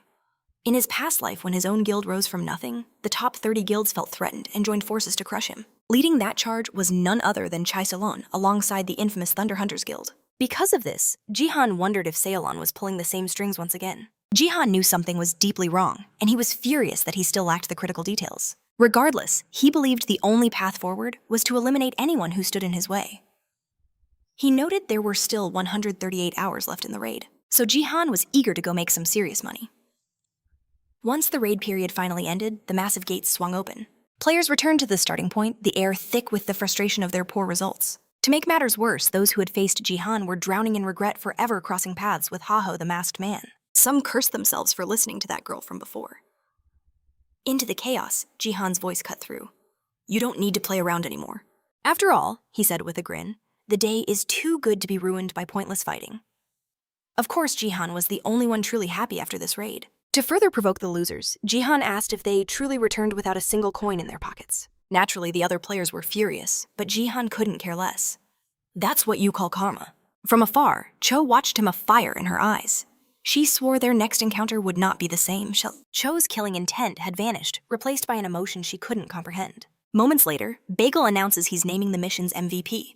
He summons the necromancer Harkin to his private chambers. A thrill shoots through Jihan. Inside, Bagel confirms it Jihan was the star player who slayed the most beasts, even felling the blue giant. He declares that such a feat deserves a proper reward. But his tone turns serious. A surge of strange new monsters has been plaguing the region, overwhelming the local forces. Bagel believes the cursed ice mountain is the epicenter of the outbreak, and an expedition to that very mountain is being planned. But Jihan isn't listening. This is all old news. He's here for one thing. And the moment the word reward is spoken, his focus sharpens like a blade. This was the moment he had been waiting for. Before presenting the prize, Bagel mentions a letter from Harkin's master. He is being summoned to the treacherous Urgal Mountains. Jihan isn't surprised. Those mountains are infamous for swarming with high-level monsters. Still, the delay is grating on his nerves. Sensing his impatience, Bagel finally unveils the promised reward. Bagel notes that he'd normally give a warning with such an item, but for a player like Jihan, it seems unnecessary. Jihan's heart pounds. What incredible power lay dormant inside. He activates the artifact, praying for a legendary skill. The system window flashes, granting him an ability called Clay Creation. Elsewhere, the player Syl is consumed by pure rage. Hatch tries to placate her, telling her not to sweat the small stuff. But his words are utterly useless. With a furious scream, Syl unleashes her power on the unfortunate landscape around her. She roars that some nameless fools appeared from nowhere and stole the main quest boss her guild was hunting. Who are they? She demands. Hatch reports they aren't from the top 30 guilds, and since they evaded surveillance, they must be low-rank nobodies. Put a bounty on their heads. Syl commands the mage, wanting the area cleared when the boss responds. She doesn't need their names to know they stole what was hers, and she vows to eliminate every last one of them. Meanwhile, in another group, a player wonders if they'd gone too far. He admits that snatching the boss from the Thunderhunters was a wild gamble that nearly cost them everything. His ally retorts that they had no other choice. The Thunderhunters closed in faster than they had predicted. The player suggests just crushing all competition next time, but his ally warns that would expose their identities to the world. Their leader steps in, agreeing with the need for caution. He declares their goal is to rebalance the game from the shadows. His name is finally revealed. Singlet leader of the Workers' Guild. Richard, the cautious player, pledges to follow the plan. Mikhail, their ally, also vows to follow her guild's will. Weaver, another of the guild's affiliates, voices his agreement. But a dissenting voice Momo points out that the player Heiho Mask is blazing through the main quest far faster than them blaming Singlet directly. The leader fires back that their priority is sabotaging the 30 largest guilds. He'll deal with the mysterious Heiho Mask after that. Meekwol cuts through the tension, urging them to stop wasting time and focus on the next mission. The group falls in line, their purpose renewed. Back with Jihan, he discovers his clay creation skill, lets him morph his golem into any monster he's defeated. His eyes widened in excitement. He imagined soaring through the skies on a dragon's back, or summoning colossal titans to crush his enemies. The possibilities were truly legendary. Without a second's hesitation, Jihan decides to test his new power. He takes out a blue giant's tooth and combines it with his clay creation skill. His golem shimmers, beginning to transform. Jihan braces himself for something magnificent, but what appears is a crushing disappointment. Not a mighty beast, but a tiny gnome. A system window pops up. Maximum transformation at current level has been reached. Rage floods Jihan. He curses the game's absurd level gating all over again. Sometime later, a defeated Jihan trudges back to Urgal village, kicking himself for getting his hopes up. He knew that even in his past life, mastering a skill like this was next to impossible. So why did he think this time would be different? The grind would be slow, but he would level up eventually. For now, though, his eyes were on the main quest. He recalled a legendary NPC from his previous life, the blacksmith wolf. A member of a secret order wolf was the most renowned craftsman in the entire game, known for forging epic items with godlike stats. More importantly, there was no way to meet him outside of the main storyline, which is why Jihan had never crossed his path before. But now, with a second chance at life, he dreamed of acquiring a weapon forged by the master. However, upon stepping into the forge, the legendary blacksmith was nowhere to be seen. He wondered where the blacksmith had gone. /when, in a flash, a heavy blow sent him flying. /a, complete and utter ambush. What in the world just hit him? This was supposed to be a safe NPC zone, /an attack like this was completely unheard of. The blacksmith's voice boomed. Is that all you've got, adventurer? Wolf scoffed. Rookies these days were pathetically weak. Nothing like the warriors from his era. Jihan picked himself up, demanding, "You're Wolf the blacksmith?" "That's my name," the old man confirmed. Then why did you attack me out of nowhere? Jihan yelled. It's a test, Wolf grunted, for new recruits of the order. Annoyed, Jihan snapped back. What kind of insane test starts with a sneak attack? But just then, a system window appeared, rewarding him simply for meeting Wolf. In that instant, Jihan knew. This was no ordinary NPC. Wolf, however, was still unimpressed, muttering about how the rookie was not only weak, but impatient too. But then he noticed the rookie's entire demeanor shift in an instant. Jihan grabbed onto the blacksmith with a desperate look, declaring, "I'll accept any trial you have for me." This sudden change only weirded Wolf out more. He shoved Jihan away, shouting, "Get off of me!" After being literally kicked out of the shop, Wolf gave him a task: deliver a package to the Bahrain forest. But even after all that, Jihan felt zero humiliation. A little rough treatment was nothing if it meant gaining massive benefits from this hidden master. And just as he'd hoped, a new quest notification appeared, /deliver a package to the residents of the Bahrain forest. Jihan knew that meant only one thing: elves. But elves were notoriously hostile to humans and hid themselves deep within the woods, making them nearly impossible to track. In his past life, maps to their village were common knowledge. But now in this timeline, Jihan was completely blind. It didn't matter. He would just have to forge a new path to find them. Nearby, a crowd buzzed as they spotted a famous player. Pitbull Singh, one of the top 100 rankers. What was a player of his caliber doing in a beginner's area? Unless he was also hunting for the Haho mask. Jihan remembered this man from his past life. He'd faced Pitbull before. The man was a monster, but Jihan had managed to win, even if it was the fight of his life. But that was when Jihan was at his absolute peak. Right now, he wasn't sure he could take on such a powerful opponent. Pitbull had earned his name through the sheer brutality of his fighting style. The crowd whispered that the Heiho mask stood no chance against him. Jihan overheard them, and fury ignited within him. He hated hearing such nonsense. He refused to be called inferior to anyone. Just then, a figure approached him. "I heard you were buying information on the Bahrain forest." It was Pitbull himself. The ranker stared down at Jihan and said, "I'll tell you everything I know." Jihan was stunned. He had no idea Pitbull was investigating the forest. "And what," he asked cautiously, "do you want in return?" To the shock of everyone watching, Pitbull didn't issue a threat. Instead, he declared, "I just want to confess my love." Jihan's jaw dropped. Not just him, the entire crowd was speechless. What on earth was happening? Sometime later, our hero was still reeling from the public spectacle. His mind was a mess. It was all Pitbull's fault / that ridiculous confession in the middle of the city. It had thrown the entire plaza into chaos / they had to escape into the forest just to get away from the mob, and now they were separated. Jihan finally found him stating firmly, "I'm not into men, so I have to reject your confession." But Pitbull just shook his head. "There's been a huge misunderstanding.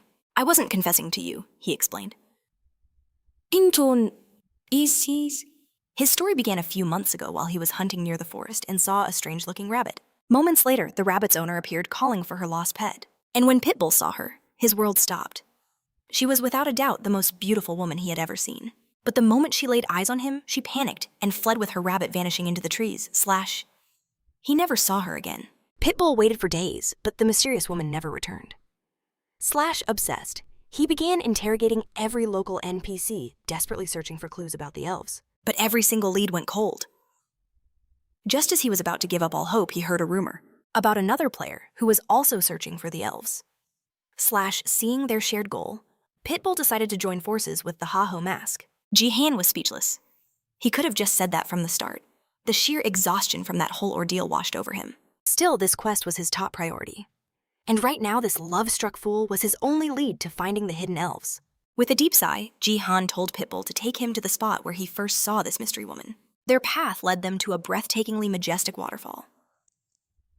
Pitbull explained that according to his intel, the Bong waterfall was a hotspot for elf sightings. Other rumored locations included a massive ancient oak tree and the outskirts of the nearest village. Jihan's senses sharpened.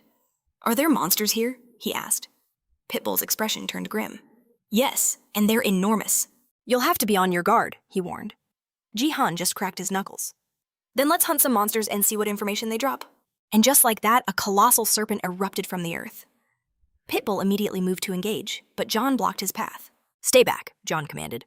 "Its level is dangerously high even for me." But facing this terrifying beast, the protagonist simply smirked. "I know, but I am Haho, the masked one." Without a shred of fear, John charged headfirst into the monster's grasp. The serpent struck like lightning, its massive tail sending him flying through the air. Pitbull screamed in terror, "Jihan, are you all right?" But the protagonist rose slowly, dramatically clutching his side as tears welled in his eyes. "Ugh, the pain, it's unbearable," he cried out. I think I'm dying." Pitbull could only stare, completely bewildered. "Haho, what on earth are you doing?" As John remained helpless, the serpent coiled, readying another deadly strike. Pitbull yelled, "Dodge it, Jihan, you'll be killed!" Yet John didn't even flinch. Suddenly, a swift arrow sliced through the air, piercing the serpent's core. A volley of arrows rained down, and Pitbull's eyes widened with sudden understanding. John finally explained, NPCs and residents don't fight monsters. They can only flee in terror, so when they're hunted down, the elves appear to protect them. It all clicked. Ha-Ho had been acting the entire time, but the protagonist just shrugged. Of course there was always a chance I was wrong. But his daring gamble had paid off perfectly. Jaehan's prediction was a resounding success. He then faced the elves, introducing himself as Harkin, sent by Wolf the blacksmith. Jaehan explained he carried an important delivery and requested entry to their village. But the lead elf snapped back, her voice dripping with venom. You tricked us? Her companion nodded in agreement. This is precisely why we elves never trust humans. You are nothing but disgusting, greedy creatures. They scoffed, refusing to believe Lord Wolf would entrust a vital task to such a scoundrel. John knew that using force was completely out of the question. It would instantly fail the mission. But what other option did he have? Suddenly, Pitbull dropped to his knees before the lead elf. He pleaded desperately, I apologize for our deception, but I had no other choice. I needed to meet you. Pitbull confessed that he had seen her in the forest some time ago and had fallen for her at first sight. Now that fate had brought them together again, he begged for a chance to get to know her. Jaehan felt his soul leaving his body. Elves already despised humans. This cringy confession was only making their situation 1,000 times worse. But to his utter shock, the elf declared she couldn't possibly blame him for falling for her, knowing full well how beautiful she was. Her name was Celine, and she happily invited Pitbull to her village. And just like that, the protagonist had completed his quest to find the elves. He was completely stunned. This game was more unpredictable than he ever imagined. As they walked, John asked how things had possibly ended up like this. Pitbull simply sighed that he could die a happy man right now. Annoyed, John snapped that they were almost killed by those very same elves. Yet, just because his ridiculous confession was accepted, Pitbull was completely mesmerized by some cute but clearly crazy girl. John warned him, speaking from bitter personal experience. He knew a woman just as beautiful and just as unhinged, advising Pitbull never to judge by appearances alone. However, Pitbull confessed his love for elves had nothing to do with their looks. To him, elves were the very symbol of fantasy, just not the kind of fantasy Ha-Ho was imagining. Pitbull explained that as a child, in every game he played and every comic he read, elves were the perfect symbol of the fantasy genre. To adventure through magical worlds alongside them had been his lifelong dream. That's why he loved elves so much. John, however, was still baffled. What did any of that have to do with his absurd confession? Pitbull then asked if Hey-Ho wasn't also in this game to fulfill his own dreams. John scoffed, sneering that his dreams weren't so idiotic. He then revealed his true desire to become the absolute strongest player in Warlord, and to crush anyone who dared to oppose him. Just imagining that day filled him with a dark sense of satisfaction. But Pitbull had to ask, wouldn't that make Ha-Ho just like the very people he hated? John retorted that he didn't care.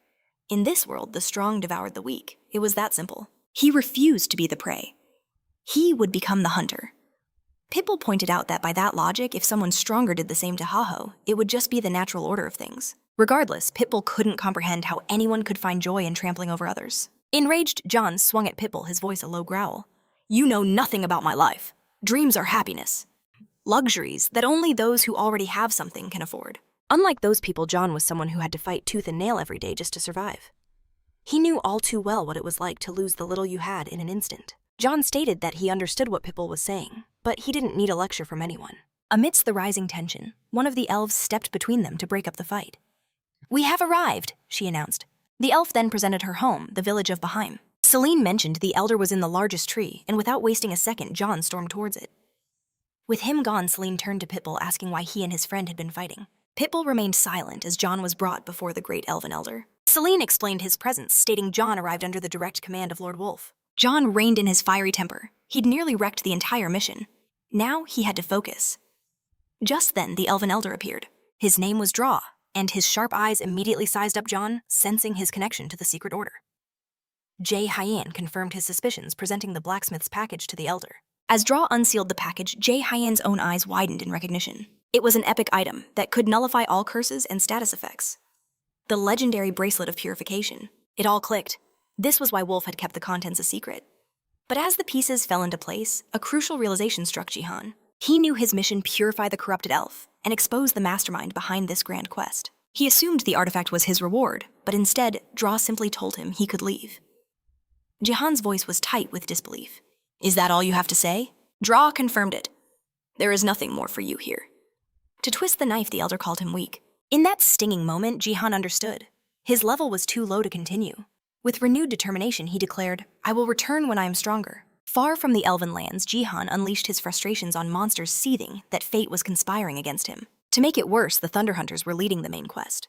They'd already conquered the ogre and were likely deep in the Urgal Mountains. John was disgusted with his own power. He should have reached level 100 by now. Instead, this weakness was costing him one opportunity after another. But the true source of his fury went much deeper. Pitbull's words echoed in his mind, a constant torment.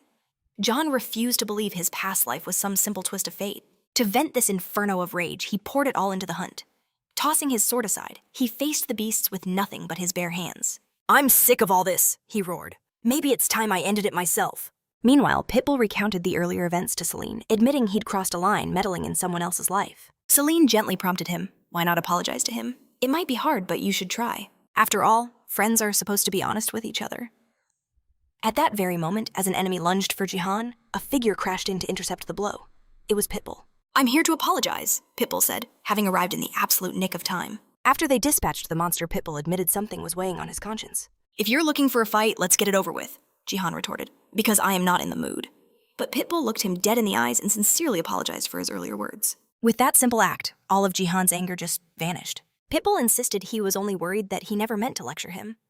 The genuine offer left Jihan completely stunned. "If you feel that guilty," he grumbled, "you can help me hunt."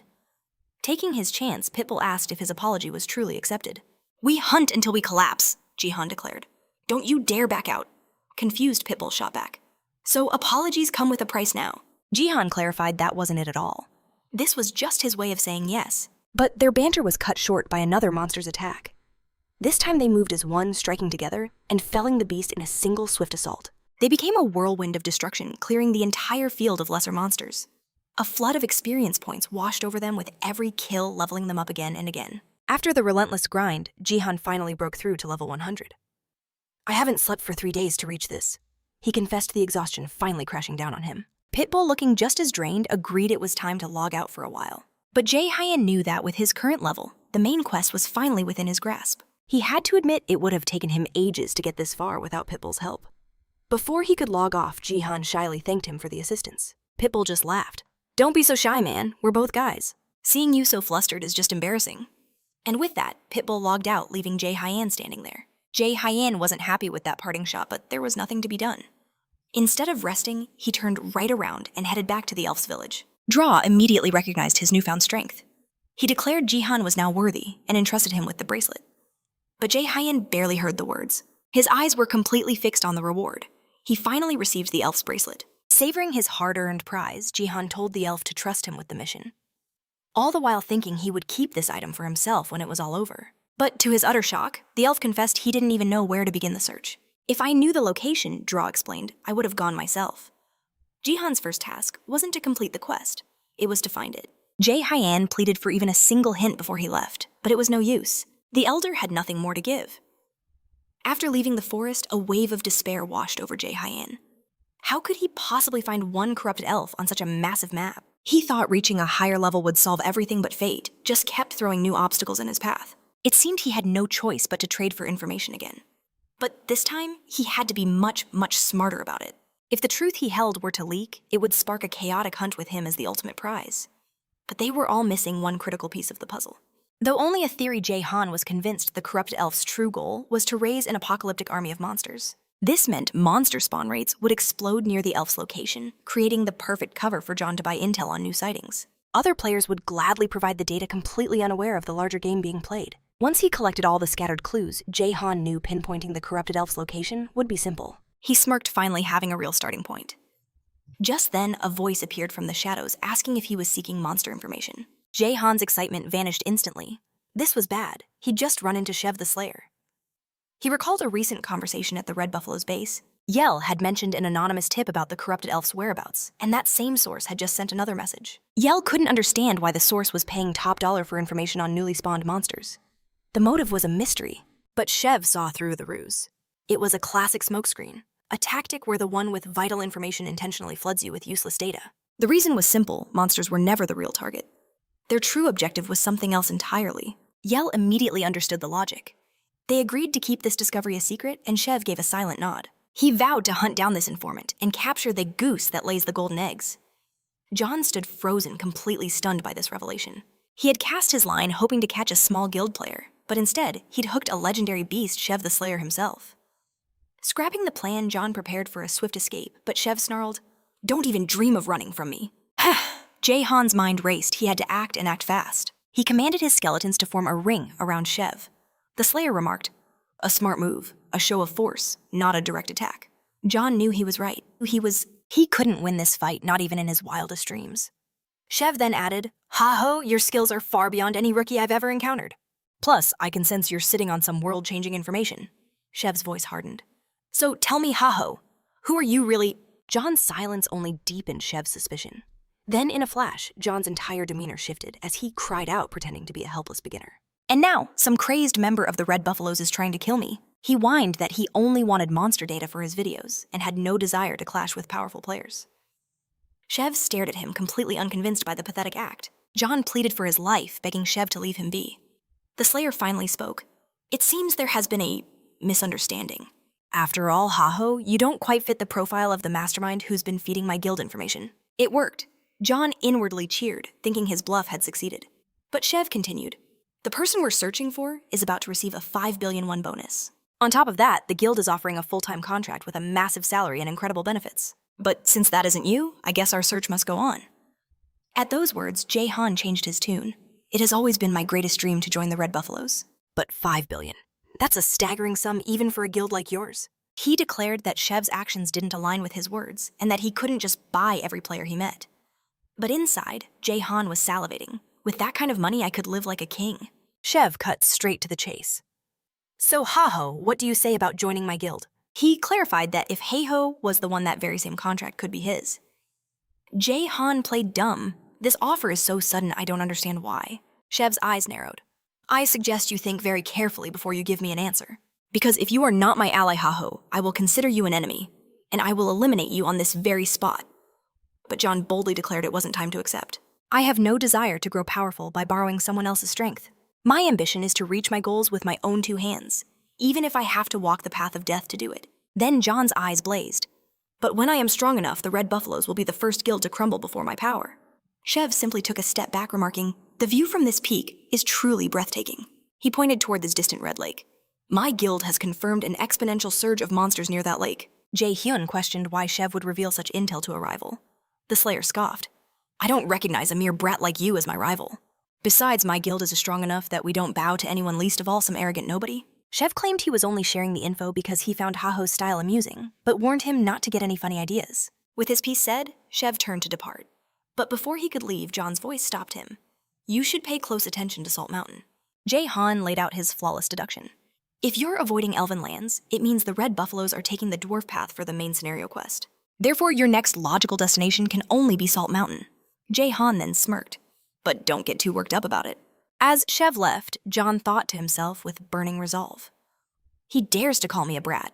I've been in this game longer than any of them." At this, Shev erupted in laughter, mocking Ha-ho for being the eternal fool. Ji-hoon's anger flared, but he simply turned and walked away.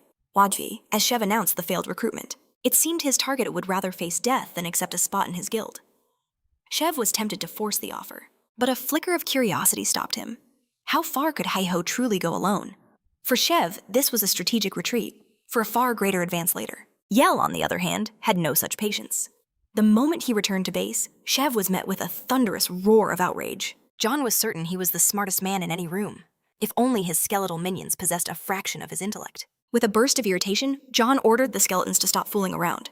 It was just like his old guildmates, a bitter memory. While Ji-han was focused on the hunt, his so-called allies were splashing in the lake, captivated by its eerie glow. This was why they'd branded him a game addict.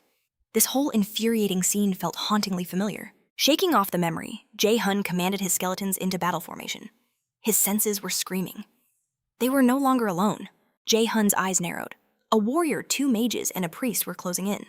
The setup was a classic clumsy ambush. With a silent command, Jae-hun readied his skeletons. On his signal, they would unleash hell. He just had to wait for the perfect moment to strike. But what happened next shattered all his expectations. Instead of attacking, the players approached Heiho and dropped to their knees begging for his aid. Their plea was simple: they needed his help to hunt the corrupted Grey Rooster. Ji-hoon, the protagonist, raised an eyebrow. Why couldn't they hunt it themselves? They boasted of being from the Golden Brothers Guild's 2nd Division. John scoffed internally. That guild barely scraped the top 30. Being from their 2nd-string team made them utterly insignificant. Getting straight to the point, Jae-hyun demanded they explain. One of them confessed. If they failed this quest, they'd be cast out of the guild for good. John flatly stated he couldn't assist them, and their faces fell into utter despair. They pleaded, promising him every item they owned, even offering real-world money. That piqued John's interest. He asked just how much they had. Their leader proudly announced a total of 20,000. John nearly laughed. The amount was pathetic. Desperate, they offered to give up all the monster rewards. They just needed his power, no matter the cost. John considered it. He had to kill the corrupted creatures anyway. Helping them might not be a total loss. He made a counteroffer, the 20,000 and all the rewards from the hunt. The players instantly agreed, thanking him over and over. But a shadow of deceit hung over them, a danger Jan had yet to fully grasp. A flashback reveals their dark reality. Just before this, they were toiling away in a mine working off an impossible debt. For far too long, they had been nothing more than slaves to the ruthless Apollo Guild. Those who failed the Apollo Guild ended up in these mines. They had defaulted on their debts, but Apollo offered them one last chance at freedom. The mission, however, was a death sentence: eliminate Heiho the warrior, known only as the Mask. Only then would their slate be wiped clean. They protested, claiming a target of his caliber was far beyond their power. Apollo simply sneered, lending them high-grade equipment. He didn't care how they did it, as long as Heiho was dead. That was the only thing that mattered. The alternative: an eternity of servitude in the darkness of the mines. Back in the present, their treacherous plan was set. Distract Heiho with the monster, then strike him down from behind. But seeing their target, a wave of terror washed over them. This was no ordinary beast. After all, the rooster was a terrifying level 120 leagues above any of them. Jae-hun's voice cut through their fear. I'll shred the monster's defenses. You lot can handle the rest. He activated a skill power surging through his muscles. With blinding speed, he charged the enemy. They could only watch in awe as Heiho engaged the monster in fearless close combat. But they knew the rooster was a ranged attacker, a fact that could change everything. Jae-hun, however, was no fool. He knew exactly what he was facing. He weaved through his enemy's projectiles with contemptuous ease. This thing is slower than I remember, he mocked. June wasn't just dodging, he was attacking. With his flawless speed, the colossal rooster couldn't land a single hit or escape his relentless blows. Jae-hun completely dominated the fight. In moments, he had shattered the monster's armor, leaving the other players utterly speechless. Only the helmet remains, June declared. Then it's goodbye to this overgrown chicken. At that exact instant, the group's leader screamed the order to attack. A massive fireball erupted from the mage's staff. June glanced back with a knowing look as the explosion engulfed him. Again, the leader commanded. Hit him with everything you've got. Another devastating blast rocked the battlefield. He unleashed a volley of attacks again and again until he was sure nothing could have survived that magical bombardment. Seeing Heiho's silhouette vanish in the flames, they erupted in cheers. Their slavery was finally over, but their celebration was cut short by a calm voice from the smoke. You know, John said, I sensed something was wrong from the very beginning. John explained their first mistake: for a group crushed by debt, their equipment was far too high quality. And their second mistake, telling a necromancer to fight on the front lines. John had been ready for their betrayal before they even spoke a word. Not only had he effortlessly defeated the monster, he had also dodged every single one of their cowardly attacks. Now Jihan's voice turned cold as ice. I don't care what guild you belong to. For trying to trick me, every single one of you will pay the price. Desperate, the players who ambushed Jihan pleaded for their lives. But they quickly saw that even the giant rooster wanted a piece of them. Jihan's voice was ice. You have nothing left to bargain with. Just accept your fate. But just then, a piercing alert screamed from his system. A corrupted elf had spawned nearby. The elf's eyes met Jihan's across the battlefield. And then she vanished. Instantly, a system warning flashed less than 3 minutes to capture the target. Jihan couldn't afford to leave, but this was a priority. He ordered the other players, keep that rooster busy. My skeletons will be watching, he warned, his voice a low threat. Try to escape and I promise you, it will be so much worse. Jihan's mind raced. This was a golden opportunity. He knew it was only a matter of time before he cornered that elf. Success would buy him precious time and lock in his top rank in the main quest. With less than a minute on the clock, Jihan closed the distance. But something felt terribly wrong. Even after activating every single buff he possessed, he just couldn't catch her. In desperation, Jihan hurled a volley of skeleton bombs right at her. The explosions rocked the ground, but the elf weaved through the blasts unscathed. Jihan cursed under his breath. He should have known it would never be this easy. Time was bleeding away, but for him, failure was simply not an option. Jihan launched one final desperate attack. The elf dodged the bomb with ease, but Jihan just smirked. Don't get too cocky, he called out. That bomb wasn't for you, it was for me. Using the explosion's force to propel himself forward, Jihan finally reached the elf. But the moment his hand made contact, she coughed up a spray of blood directly into his face, sending them both tumbling to the ground. Jihan stared in shock. Did you just bite your own tongue? With a wicked grin, she confirmed his horrifying suspicion. A wave of pure panic crashed over Jihan. The elf couldn't die now. If she perished, the entire quest would be a failure. Frantically, he slammed the ring of purification onto her hand, praying it would cleanse the corruption in time. After a tense moment, the elf weakly pulled out a piece of paper and handed it to Jihan. In a twisted way, his plan had actually worked. But then she faded away into particles of light. Still, a familiar chime echoed in his ears, quest complete. He never expected an outcome like this, but at least the mission was over. A burning question, however, remained. What was the point of a timer if the quest was designed to end this way? Furious Jihan cursed the game's creators for the 1000th time. Back with the other players, they were getting decimated by the giant rooster. Suddenly, Jihan reappeared, and his golem utterly annihilated the beast in a single blow. They erupted in cheers, "Ha-ho is back," and showered him with thanks for saving them. But their gratitude did nothing to stop the brutal beatdown that came next. They finally confessed the Apollo Guild had sent them, giving them no choice but to hunt down Heiho Mask. This confirmed Jihan's suspicion. Apollo was willing to do anything to see him dead. Worse, Apollo had armed these thugs with gear that even a top-tier guild would struggle to afford. Connecting this to his run-in with the Grin Guild player Jihan finally saw the whole picture. The two guilds had formed an alliance with a single goal, his complete elimination. With this revelation, Jihan knew he could no longer stand by. He looked down at the battered players. "Get up. All of your equipment is now mine. Not only that," he added coldly, "you now owe me 1 million gold per week." The players realized with horror that Heiho was a demon far worse than Apollo. Meanwhile, at the Grin Guild's headquarters, Heavy Bean was relaxing to the sounds of classical music. He mused that these quiet moments were the only true pleasures in life. But his peace was shattered when an ally burst in with an urgent report. The Red Buffalo Guild had declared war. Heavy Bean demanded to know the reason for this madness. His subordinate explained, "Sir, they're blaming us for the attack on Heiho Mask." Bean had no idea Heiho was connected to the Red Buffaloes. He casually dismissed it as a simple misunderstanding he'd sort out with their leader personally. But his subordinate wasn't finished. The high-end items they'd lent to the Apollo Guild had just appeared on the open market, and the asking price was so absurdly high they could never hope to buy them back. Stunned into silence, Heavy Bean finally managed to ask, "Who is the seller?" His associate's reply was a death sentence. "It's Heiho Mask." In that moment, Heavy Bean's world shattered, and he roared Heiho's name with murderous rage. Sometime later in Beheem Forest, the elf demanded the Ring of Purification back, coldly stating she couldn't trust humans. As she left, Jihan grumbled about her pettiness. Still, at least he'd secured the coordinates for the next quest. The quest directed him to a marked location on the corrupted elf's map. But reading the letter, Jihan realized it wasn't a map. It was a riddle. He sighed in frustration. Why did elves always have to speak in poems, instead of just getting to the point? Unable to decipher the flowery language, Jihan had no choice but to call in a favor from an elf expert. Soon, he found himself meeting up with Pitbull. But Jihan immediately noticed Pitbull was now surrounded by several beautiful elves. A bitter wave of jealousy washed over him, and he silently wished his friend the absolute worst. Just then, one of the elves began to feed Sing directly. Jihan seethed. Another elf then declared that Aisha was clearly Sing's true favorite.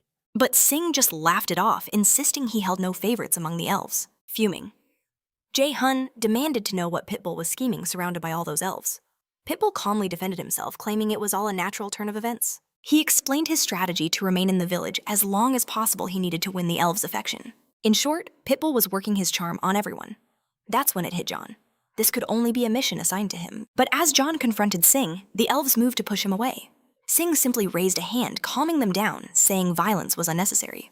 With chilling confidence, Sing declared that even if they attacked, no one here could possibly harm him. John, on the other hand, was seething. He was out here risking his life while Pitbull was busy flirting.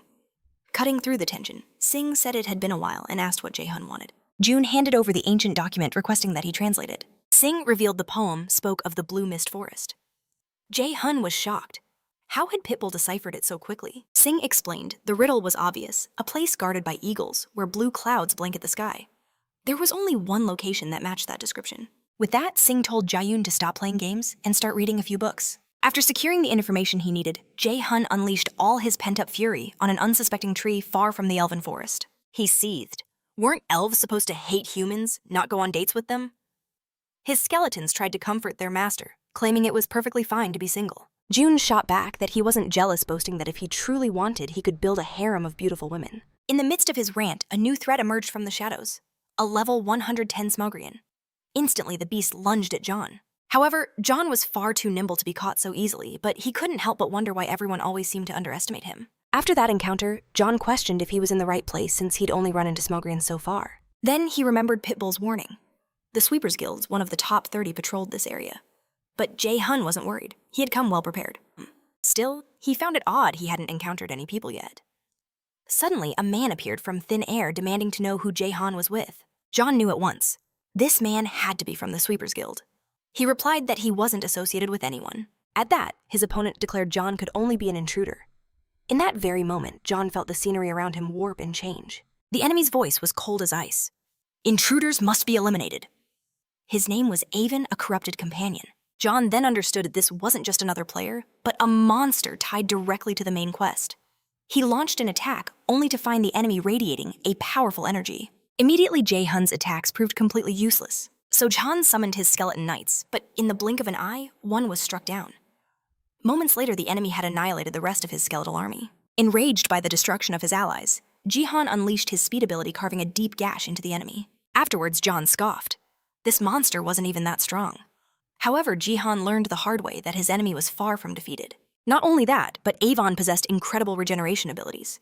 Physical attacks were utterly useless against him. John had never encountered such a monster, wondering what an overpowered foe like this was even doing in this part of the game. Next, John commanded his skeleton mage, his last summon standing, to launch an attack from a distance. But before the mage could even cast its spell, it was obliterated by the monster's blinding speed. John realized that not only were physical attacks ineffective, but Avon was also fast enough to dodge any magical assault. How could he possibly defeat such an enemy? June mused that he'd never faced a monster like this, not even in his past life. He deemed the task nearly impossible, leaving him no choice but to go all out. With that, Jae-hun summoned his entire legion of skeletons along with his golem. He also unleashed the Curse of Sloth and Spirit Corrosion on the enemy, hoping this powerful combo would finally show some results. Even with everything thrown at him, the enemy charged forward, swiftly destroying the skeletons once more. John was stunned, but had no time to process it as the enemy lunged at him next. Enraged, John engaged in brutal close-quarters combat. He knew his skeletons weren't enough. He would have to resolve this situation on his own. It was a one-on-one battle now. Jae-hun believed a single decisive blow would end this fight, not just for the enemy, but for him too. The enemy landed a powerful kick. John was sent flying, barely managing to avoid a direct fatal hit. But now, he was absolutely furious, channeling that rage against his foe. John summoned his golem once more, using his ally to pin the monster, clearing his path for a decisive charge. However, the adversary broke free with ease and struck John down. John took a severe hit, but this was all part of his plan. Once he was close enough, John unleashed his skills, temporarily freezing the enemy in place. At his command, John's skeleton mages materialized, readying a powerful attack spell. With the enemy now surrounded, John commanded his allies to strike. Moments later, a massive explosion engulfed the monster, nearly catching June himself in its fiery blast. A system window flashes, "Mission complete, Elf's remembrance." But June stares bewildered. The enemy's stats were absurdly exaggerated. To recover from the brutal fight, Jae-hun quickly downs a healing potion, but a shocking sight unfolds before him. A cold dread washes over June as his enemy rises once more. He knows instantly in his current state he can't possibly continue this fight. If he pushes forward now, defeat is inevitable. But instead of launching another attack, the monster strikes its own head, leaving Chun utterly speechless. In that moment, the adversary's mask shatters, and a desperate voice pleads with June to end his life before the corruption takes hold again. He reveals a shocking truth. Just like June, he was once a member of the Secret Order, but was ensnared by the power of corruption during a mission. After an eternity of torment, his mind was completely broken. He became a monster cursed to hunt any human who wandered into his domain. He had joined the Order to protect people, not to become their worst nightmare. Now all he desires is an end to his suffering, unable to be a puppet of evil any longer. Jae-hun approaches the fallen warrior, telling him he was the strongest foe he had ever faced. It was proof that even without this cursed transformation, he would have been a truly formidable opponent. June then declares that the true villains are the ones who created this corruption, and they are his real targets. He even suggests a purification circle might be able to heal him. In response, the young man thanks June for his compassion. However, seeing no other escape from his eternal pain, he impales himself on June's own sword. As his form fades into light, he whispers a final request, leaving the rest in June's hands. With that, a new alert appears: Quest Complete Legacy. As the young man vanishes, a magnificent sword is left in his place. June realizes it was all a hidden quest, but the victory feels hollow and bitter. Elsewhere, Syl receives some shocking intel. Why in the world would Heiho Mask work with the Red Buffaloes? She demanded, her fury impossible to hide. Hatch watched her, recalling a time when his boss only cared about recruiting powerful players for their guild. But now he knew. Syl had become utterly obsessed with Heiho Mask, and he had a very bad feeling about where this was heading. In a flash, Singlet materialized from the shadows, declaring his need to speak with Syl. Hatch was completely stunned. He'd barely sensed the man's presence. How could he move so fast? Sil, however, was unimpressed. Why should I waste my time with someone I don't know?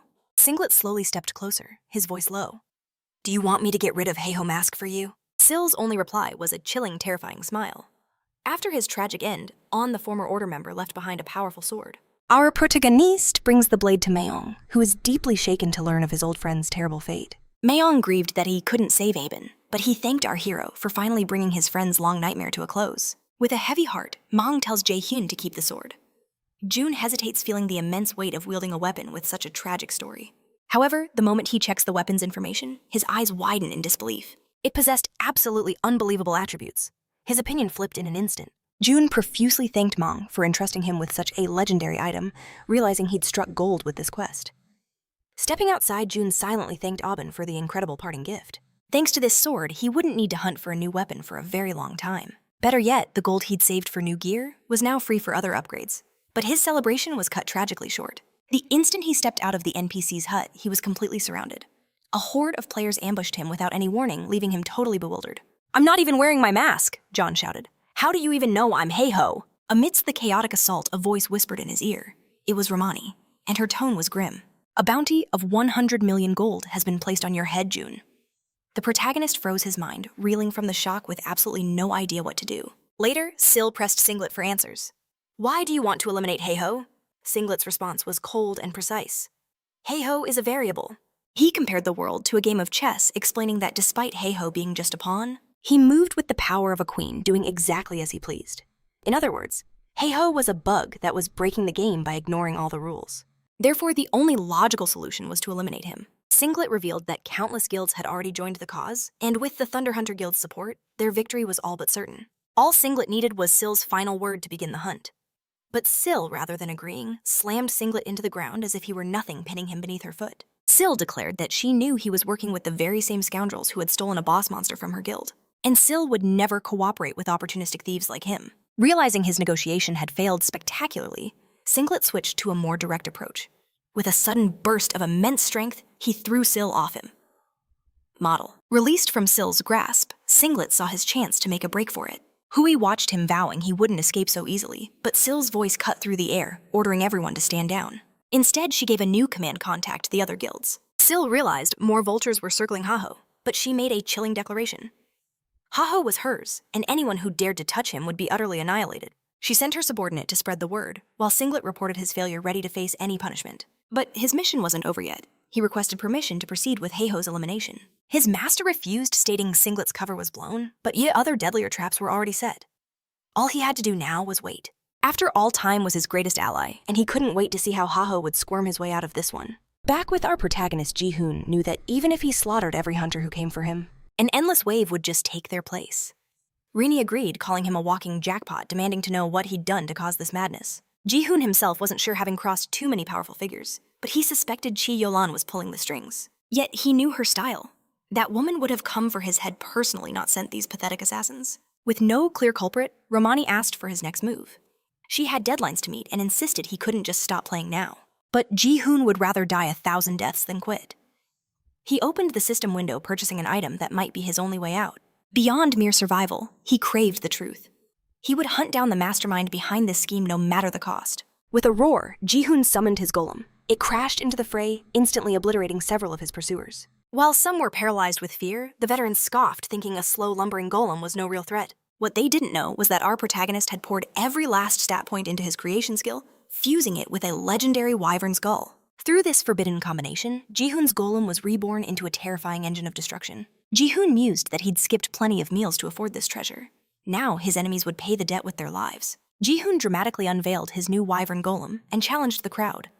Who wants to be the first sacrifice? Even though Romani was just his video editor, she'd recently become more like a manager, drowning in a sea of work. But Romani could never quit. The raw, electrifying footage Ji-hoon produced was simply too addictive to give up. After dealing with the assassins, Ji-hoon formally summoned Sil for a private meeting, waiting at the designated spot until she appeared. Sil pointed out that she had requested a meeting first, an invitation he had completely ignored. So she demanded what could have possibly changed his mind. Ji-hoon's eyes burned with a cold, unforgiving rage. He knew her all too well. Chi Yolan, the architect of his suffering in his past life, who had turned his own comrades against him. A storm of vengeance raged within him, but he suppressed it, choosing words over his blade. Was it you who put the bounty on my head? Sil flatly denied it, asking if he called her out just for such a foolish question. But Ji-hoon shot back that no one else had the motive. He knew she despised him for rejecting her guild and stealing her achievements. He accused her of always destroying anyone who dared to interfere with her plans. Sil noticed the tremor in his voice and calmly requested a chance to explain herself. Hearing those words sent a chill down his spine and echo from his past betrayal.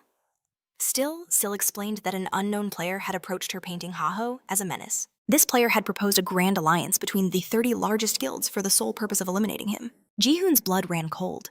This exact scenario had played out once before in his past life. But Sil claimed she flatly refused the offer, stating she would never join such a pathetic mob. Since the hunters were disrupting her own main quest, Sil believed that Haho wasn't their only target. Ji-hoon wondered what madman would dare provoke the Thunder Hunters.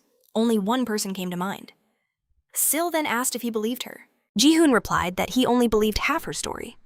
But for now, that was enough. At least he'd confirmed Chi-Elan wasn't the one who placed the bounty. But before he could leave, Sil invited him to join her guild one last time. Annoyed, Ji-hoon told her to learn how to take no for an answer and give up her pointless recruiting. Sil admitted she knew he disliked her, saying it was a feeling she'd grown used to being hated for no clear reason. However, she insisted her offer was for his own good. As a 100 million gold target, she warned he wouldn't last long on his own. This was precisely why she had to bring him under her official protection. But to do that, she needed Haeho's absolute trust, so she swore she would never force his hand. Infuriated, John shot back a defiant answer, declaring he would rather face death itself than join the ranks of the Thunder Hunters. Sil warned him against such arrogance, but Jae-hun was adamant. He would never join a guild. His goal was to become Warlord's peak player, through his own power vowing to refuse every guild offer. To Sil, his declaration sounded incredibly naive. But still, she simply encouraged Jae-hun to give it his all. Wishing him luck, she promised to become one of his greatest rivals on that path. Jae-hun, however, heard a declaration of war in her words, especially with the confident smile she wore. With that, he soared away on his golem, leaving Chikalan in his dust. A sudden thought struck June. Chikalan was relentlessly hunted in his past life. Something must have happened before he regressed. But he pushed the thought aside. First, he had to unmask the one who put a bounty on his head. Moments later, his communicator buzzed. It was Romani, demanding to know what trouble he'd caused this time. Romani yelled that new wanted posters were everywhere, offering an even larger reward for Jae-hun's head. He then grilled Jae-hun, asking if he'd found some powerful sponsor. Jae-hun just sighed. It wasn't a sponsor, but some crazed woman who refused to leave him be. Meanwhile, inside Missandre Castle, a young boy was being cornered by a group of bullies. They demanded he hand over a quest item, sneering that he was too weak to complete it anyway. It was better to give it to someone capable. The boy shot back that he wouldn't be robbed again, earning a sharp kick for his defiance. The bully scoffed, saying he just needed a little motivation to see things their way. But just as the bully raised his foot again, a hand shot out and stopped him cold. The bully stared in confusion, until Jae-hun asked the boy if he was Git, the so-called quest guy. The kid confirmed his name was Git, but had no idea what he was talking about. In that instant, Jae-hun realized he was too early. That event hadn't happened in this timeline yet. Even so, Jae-hun told the kid to follow him. Enraged, the bully roared, demanding to know who the hell he was to interfere in their business. When the thugs charged, Jae-hun barely moved. In a flash, the bully and his entire gang were unconscious on the ground. Git stared in awe. This stranger had taken down 3 players in an instant. Sensing the boy's wonder, Jae-hun simply said he was a good person passing by who couldn't ignore injustice. After being rescued from the thugs, the boy stammered his thanks to our protagonist. He confessed that he had already lost all hope. If not for this intervention, they would have taken everything from him. June, our protagonist, explained the item they wanted was for a ruin exploration quest. He knew that completing it would deactivate the massive barrier behind them. Stunned, Git asked how on earth he could know that. Instead of answering, our protagonist bluntly demanded the quest for himself. Git's heart sank. Maybe this guy was no different from the bullies after all. A short time later, June was heading to the quest location, his face a mask of irritation. He'd been forced to bring Git along, and the kid hadn't stopped complaining since. June snapped at Git to shut up, telling him that instead of whining, he should be focused on getting stronger so he'd never be robbed again. But Git argued that it was pointless. He'd tried to fight back countless times and failed on every single occasion. The kid admitted he hated being weak, but every attempt to change had ended in failure, leaving him a perpetual victim. Git explained how his attempts to join raid parties always ended in disaster, as he would only hold everyone back. Even when he tried to solo, hunt the weakest monsters would overwhelm him. That's why he'd given up on being an explorer, taking on small quests to help village NPCs instead. It was how he'd received this quest, and for the very first time he felt like the game was finally rewarding his efforts. That was why he fought so hard to protect it. He only surrendered to Jun because he knew deep down he stood no chance in a fight. Instead, he'd pleaded to be brought along. Jun shot back that if Git didn't want to change, he could keep living his pathetic life. He made it clear that with or without him, he was clearing this dungeon. However, June then added that just because he'd lived as a victim until now, doesn't mean he has to stay one forever. Git was stunned. Just moments ago, he was sure he'd die if he didn't hand the quest over. Now Jae-hun had stormed off, leaving him behind.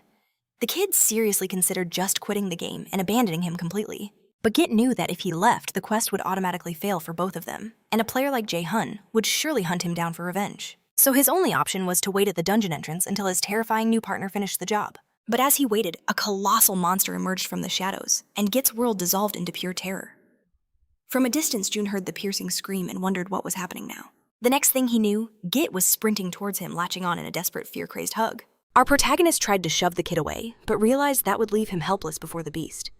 He couldn't let Git die, so he stepped in, grumbling that he couldn't stand the sound of that brat's annoying screams. After a tense battle, they finally escaped the monster's grasp. June immediately accused Git of luring the monster to him on purpose, but the kid frantically denied it, apologizing profusely for attracting its attention. His eyes blazing with fury, the protagonist barked an order at Git.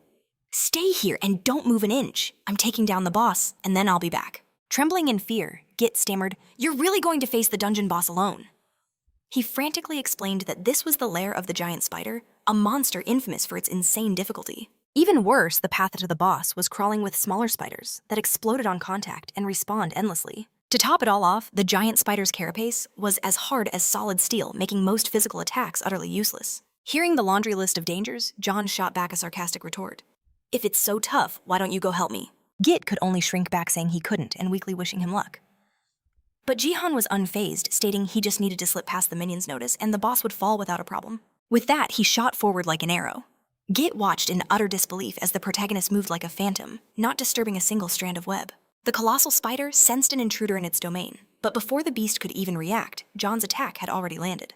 Our hero seized the opening to utterly shatter one of its massive legs, roaring that this was just the beginning. His strategy was brutally simple. First the legs, then the body. As Jae-han waged his one-man war, Git could only stare dumbfounded. The protagonist was overwhelming the monster all by himself. At this pace, he might actually win. But in his awe, Git glanced down and realized his fatal mistake. He had stepped on a spiderweb, a signal that a hatchling was coming for a meal. Instantly, a spiderling detonated against Git. The blast was a beacon drawing swarms of its brethren to their new target. A scream of pure agony ripped from Git's throat as they descended upon him. There was no escape.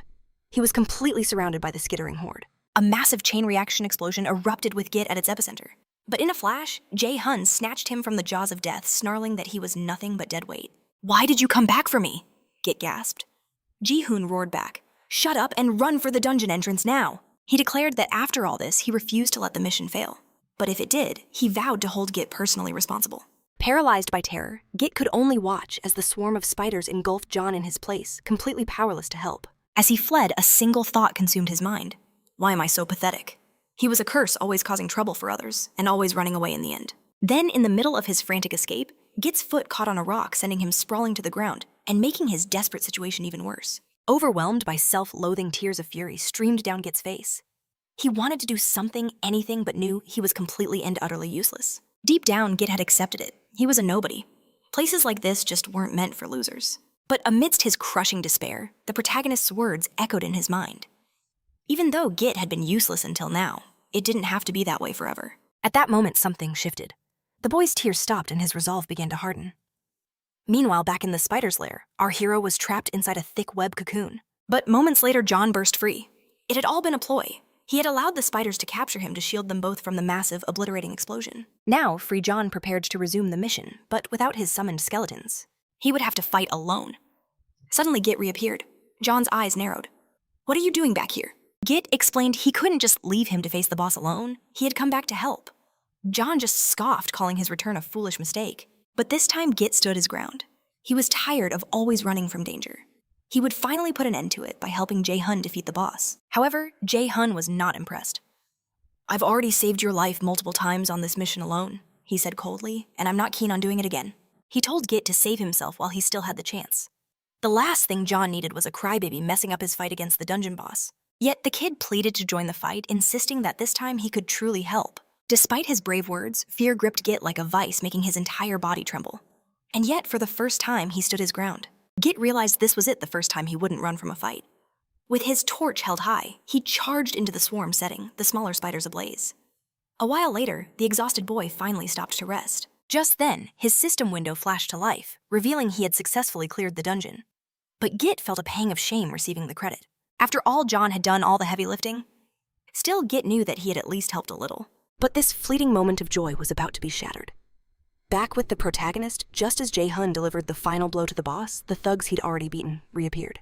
With Git held hostage at knife point, they mockingly thanked Jae-hun for doing all their dirty work. Jae-hun's face remained like ice as he asked, "Are you trying to bargain with me?" The thug leader demanded the dungeon's reward in exchange for Git's life. "And what if I refuse?" Jae-hun's voice was dangerously low. The bandit snarled that he would eliminate Git on the spot and then come for him next. Git screamed for John not to accept the deal, arguing that he had worked too hard to clear the dungeon and deserved the reward. Enraged, the bandit slammed his fist into Git, sneering that he was as pathetic as ever. He added that Git was too much of a loser to even understand the situation, so he should just shut up and stay out of it. But Git just spits right in the bandit's face, his voice laced with contempt. "After the horrors I've faced, you're nothing more than a joke." Absolutely livid, the bandit lunges his blade, flashing toward Git's throat slash. But in that exact instant, the hero makes his move. Jae-hun declared he didn't care for the reward. But if these bandits wanted it, they'd have to take him down first. The bandit leader just laughs, slash, was this guy insane, slash, there was no way he could handle their whole crew alone. But they were about to learn Jae-hun wasn't fighting by himself. While their eyes were fixed on him, our main character had been busy. He'd used their distraction to summon his skeletal army from the shadows. Suddenly, a flicker of recognition in one bandit's eyes. This wasn't just some random player. This was the infamous Ha-Ho Mask. Ha-Ho Mask, the one player known to command an army of skeletons, slash, the only one with the power to solo a dungeon of this level. But the leader was confused. What was a top-tier player like Jae-hun doing in a place like this? Jae-hun shot back that it was none of his concern. And with the tables now turned, he declared he would take everything they had. His polite offer left them no choice but to surrender. A few moments later, our hero was collecting watches from the defeated players. Jae-hun sighed in disappointment. Slash, they had nothing valuable on them. Git, on the other hand, was in awe, slash. He always knew Jae-hun was skilled, but this was on a completely different level. Git then thanked Ha-Ho Mask for saving his life over and over, and for helping him finally conquer the dungeon. He admitted that without Jae-hun's help, he never could have accomplished such a feat alone, slash. Having said his piece, he prepared to leave. But just as Git turned to go, Jae-hun told him to keep the reward for himself. Git refused, saying he couldn't accept something he hadn't earned. Slash, however, Jae-hun had another question. Would Git continue playing Warlord? Tears welled up in Git's eyes as he nodded, vowing to keep playing and give it his absolute best. Slash A, short time later, Jae-hun changed back into his usual gear. That felt much more comfortable. Jae-hun had hoped the disguise would keep bounty hunters off his trail, but now that his cover was blown, the mask was useless for stealth. Still, the mission was a success. Slash Jae-hun had connected with Git, the player destined by the system, to gather rare quests, knowing this connection would prove invaluable. Though Jae-hun had his doubts. Could this crybaby really become the legendary questmaster from his past life? Regardless, the blockade field was down, slash, it was time to head inside. Jae-hun's destination, the Cursed Territory, slash, the stage for Warlord's second main story quest. In the main square of Riki City, a player marveled at what he thought was the game's newest map. He knew the blockade had just fallen, but the place was already overflowing with other players. His companion Nuppy warned him not to get excited. Slash, in here, every single player was a rival. Nuppy pointed out these big names. The Ares Guild, one of the top 30, was already here, along with the Triple Wing Guild, another powerhouse. Not to mention the Hydra Guild, the frontrunners to clear this quest first. Slash, the young man realized the secret location was already public knowledge. He wondered, what chance did a small guild like theirs have against such titans? Just then, a cold voice cut through the crowd. Slash, you're in my way, move. They turned and immediately recognized Ha-Ho Mask. Slash, Jae-hun's fame had exploded ever since word got out that he was the one who shattered the blockade. Even Jae-hun was surprised. Slash, the entire area was already packed to the brim. He never imagined the news would travel this fast. Slash, the number of rivals had just skyrocketed. Whispers started rippling through the crowd. Someone muttered that Ha-Ho Mask had to be getting help from a game developer, that no one could be that powerful on their own. Jae-hun let them talk. He knew his power came from his own skill. Their words were nothing but pure jealousy. Then another voice cut in, calling him Kalen's pet. Slash, a rumor was spreading that the Thunder Queen herself had threatened to crush anyone who dared to touch Ha-Ho. On top of that, he'd supposedly been seen getting cozy with the Red Sorceress. The gossip was that both guild leaders were now fighting over him. What had Ha-Ho Mask done to capture the attention of two of the game's most powerful women? That was the last straw, Slash. In a flash, Jae-hun grabbed one of the loudmouths, declaring, I am nobody's pet, And I'm definitely not a lover. He demanded to know who was spreading these ridiculous rumors. But before things could escalate, a pirate suddenly intervened. It was Cerebro, an NPC from a secret order. He warned Jihan not to cause trouble during such a vital quest. The moment they saw the NPC, everyone knew. This was it. The start of the main quest. Realizing this, Jihan reined in his anger. Now that Jihan had calmed down, Cerebro announced he had a few things to explain. He revealed that this entire territory was cursed, as it was the personal laboratory of the corrupt account for a very long time. As a result, all the nearby monsters are afflicted by that same curse, Their first mission was to cleanse the area. Jihan remembered this from his past life, he knew exactly what was coming next. The NPC would ask them to capture a specific cursed monster, the infamous goat-headed chimera. Despite the creature's cunning nature, victory wasn't impossible, and June even knew its lair. But the pirate threw a wrench in the works, demanding they hunt the evil eye. Just like that, John's grand strategy shattered. A chilling rumor spread like wildfire. The evil eye was a level 150 cursed beast of virtual death sentence. Yet the pirate's command was absolute. To advance, every single player had to bring him the monster. But there was a catch. Only 4 teams would be chosen for this hunt. The choice was simple: form an alliance or be left behind. Anyone outside those 4 slots would be disqualified. The announcement ignited instant chaos among the players. The pirate merely smirked, reminding them alliances were optional, then wished the brave fools good luck. In that very instant, a mad dash for the objective began. Players surged forward like a tidal wave, yet John stood completely still, a stone amidst the rapids. Amidst the rush, a player collided with June, his eyes widening in recognition. It was the legendary Haho mask. But why did the hero's face look so grim? Lost in his thoughts, Jae-hwan was reeling. This wasn't how it happened in his previous life. The future he knew was twisting before his very eyes, and he had to understand why. In Jae-hwan's mind, only 2 possibilities remained. First, his own regression had created a butterfly effect altering the timeline. Or second, the knowledge he clung to from the past was fundamentally flawed.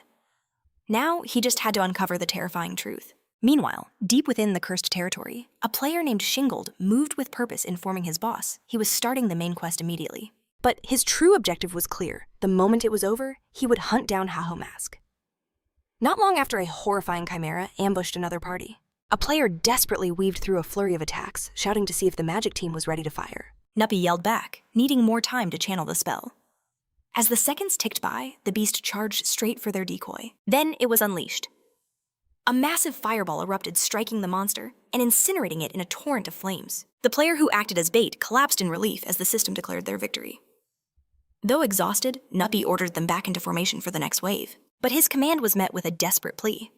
One of his allies wanted to go home, utterly terrified of facing more of those goat chimeras. The main quest was a nightmare. He cried, convinced they could never surpass the stronger guilds. Nuppy furiously cut him off, telling him to stop complaining, because something else was happening nearby.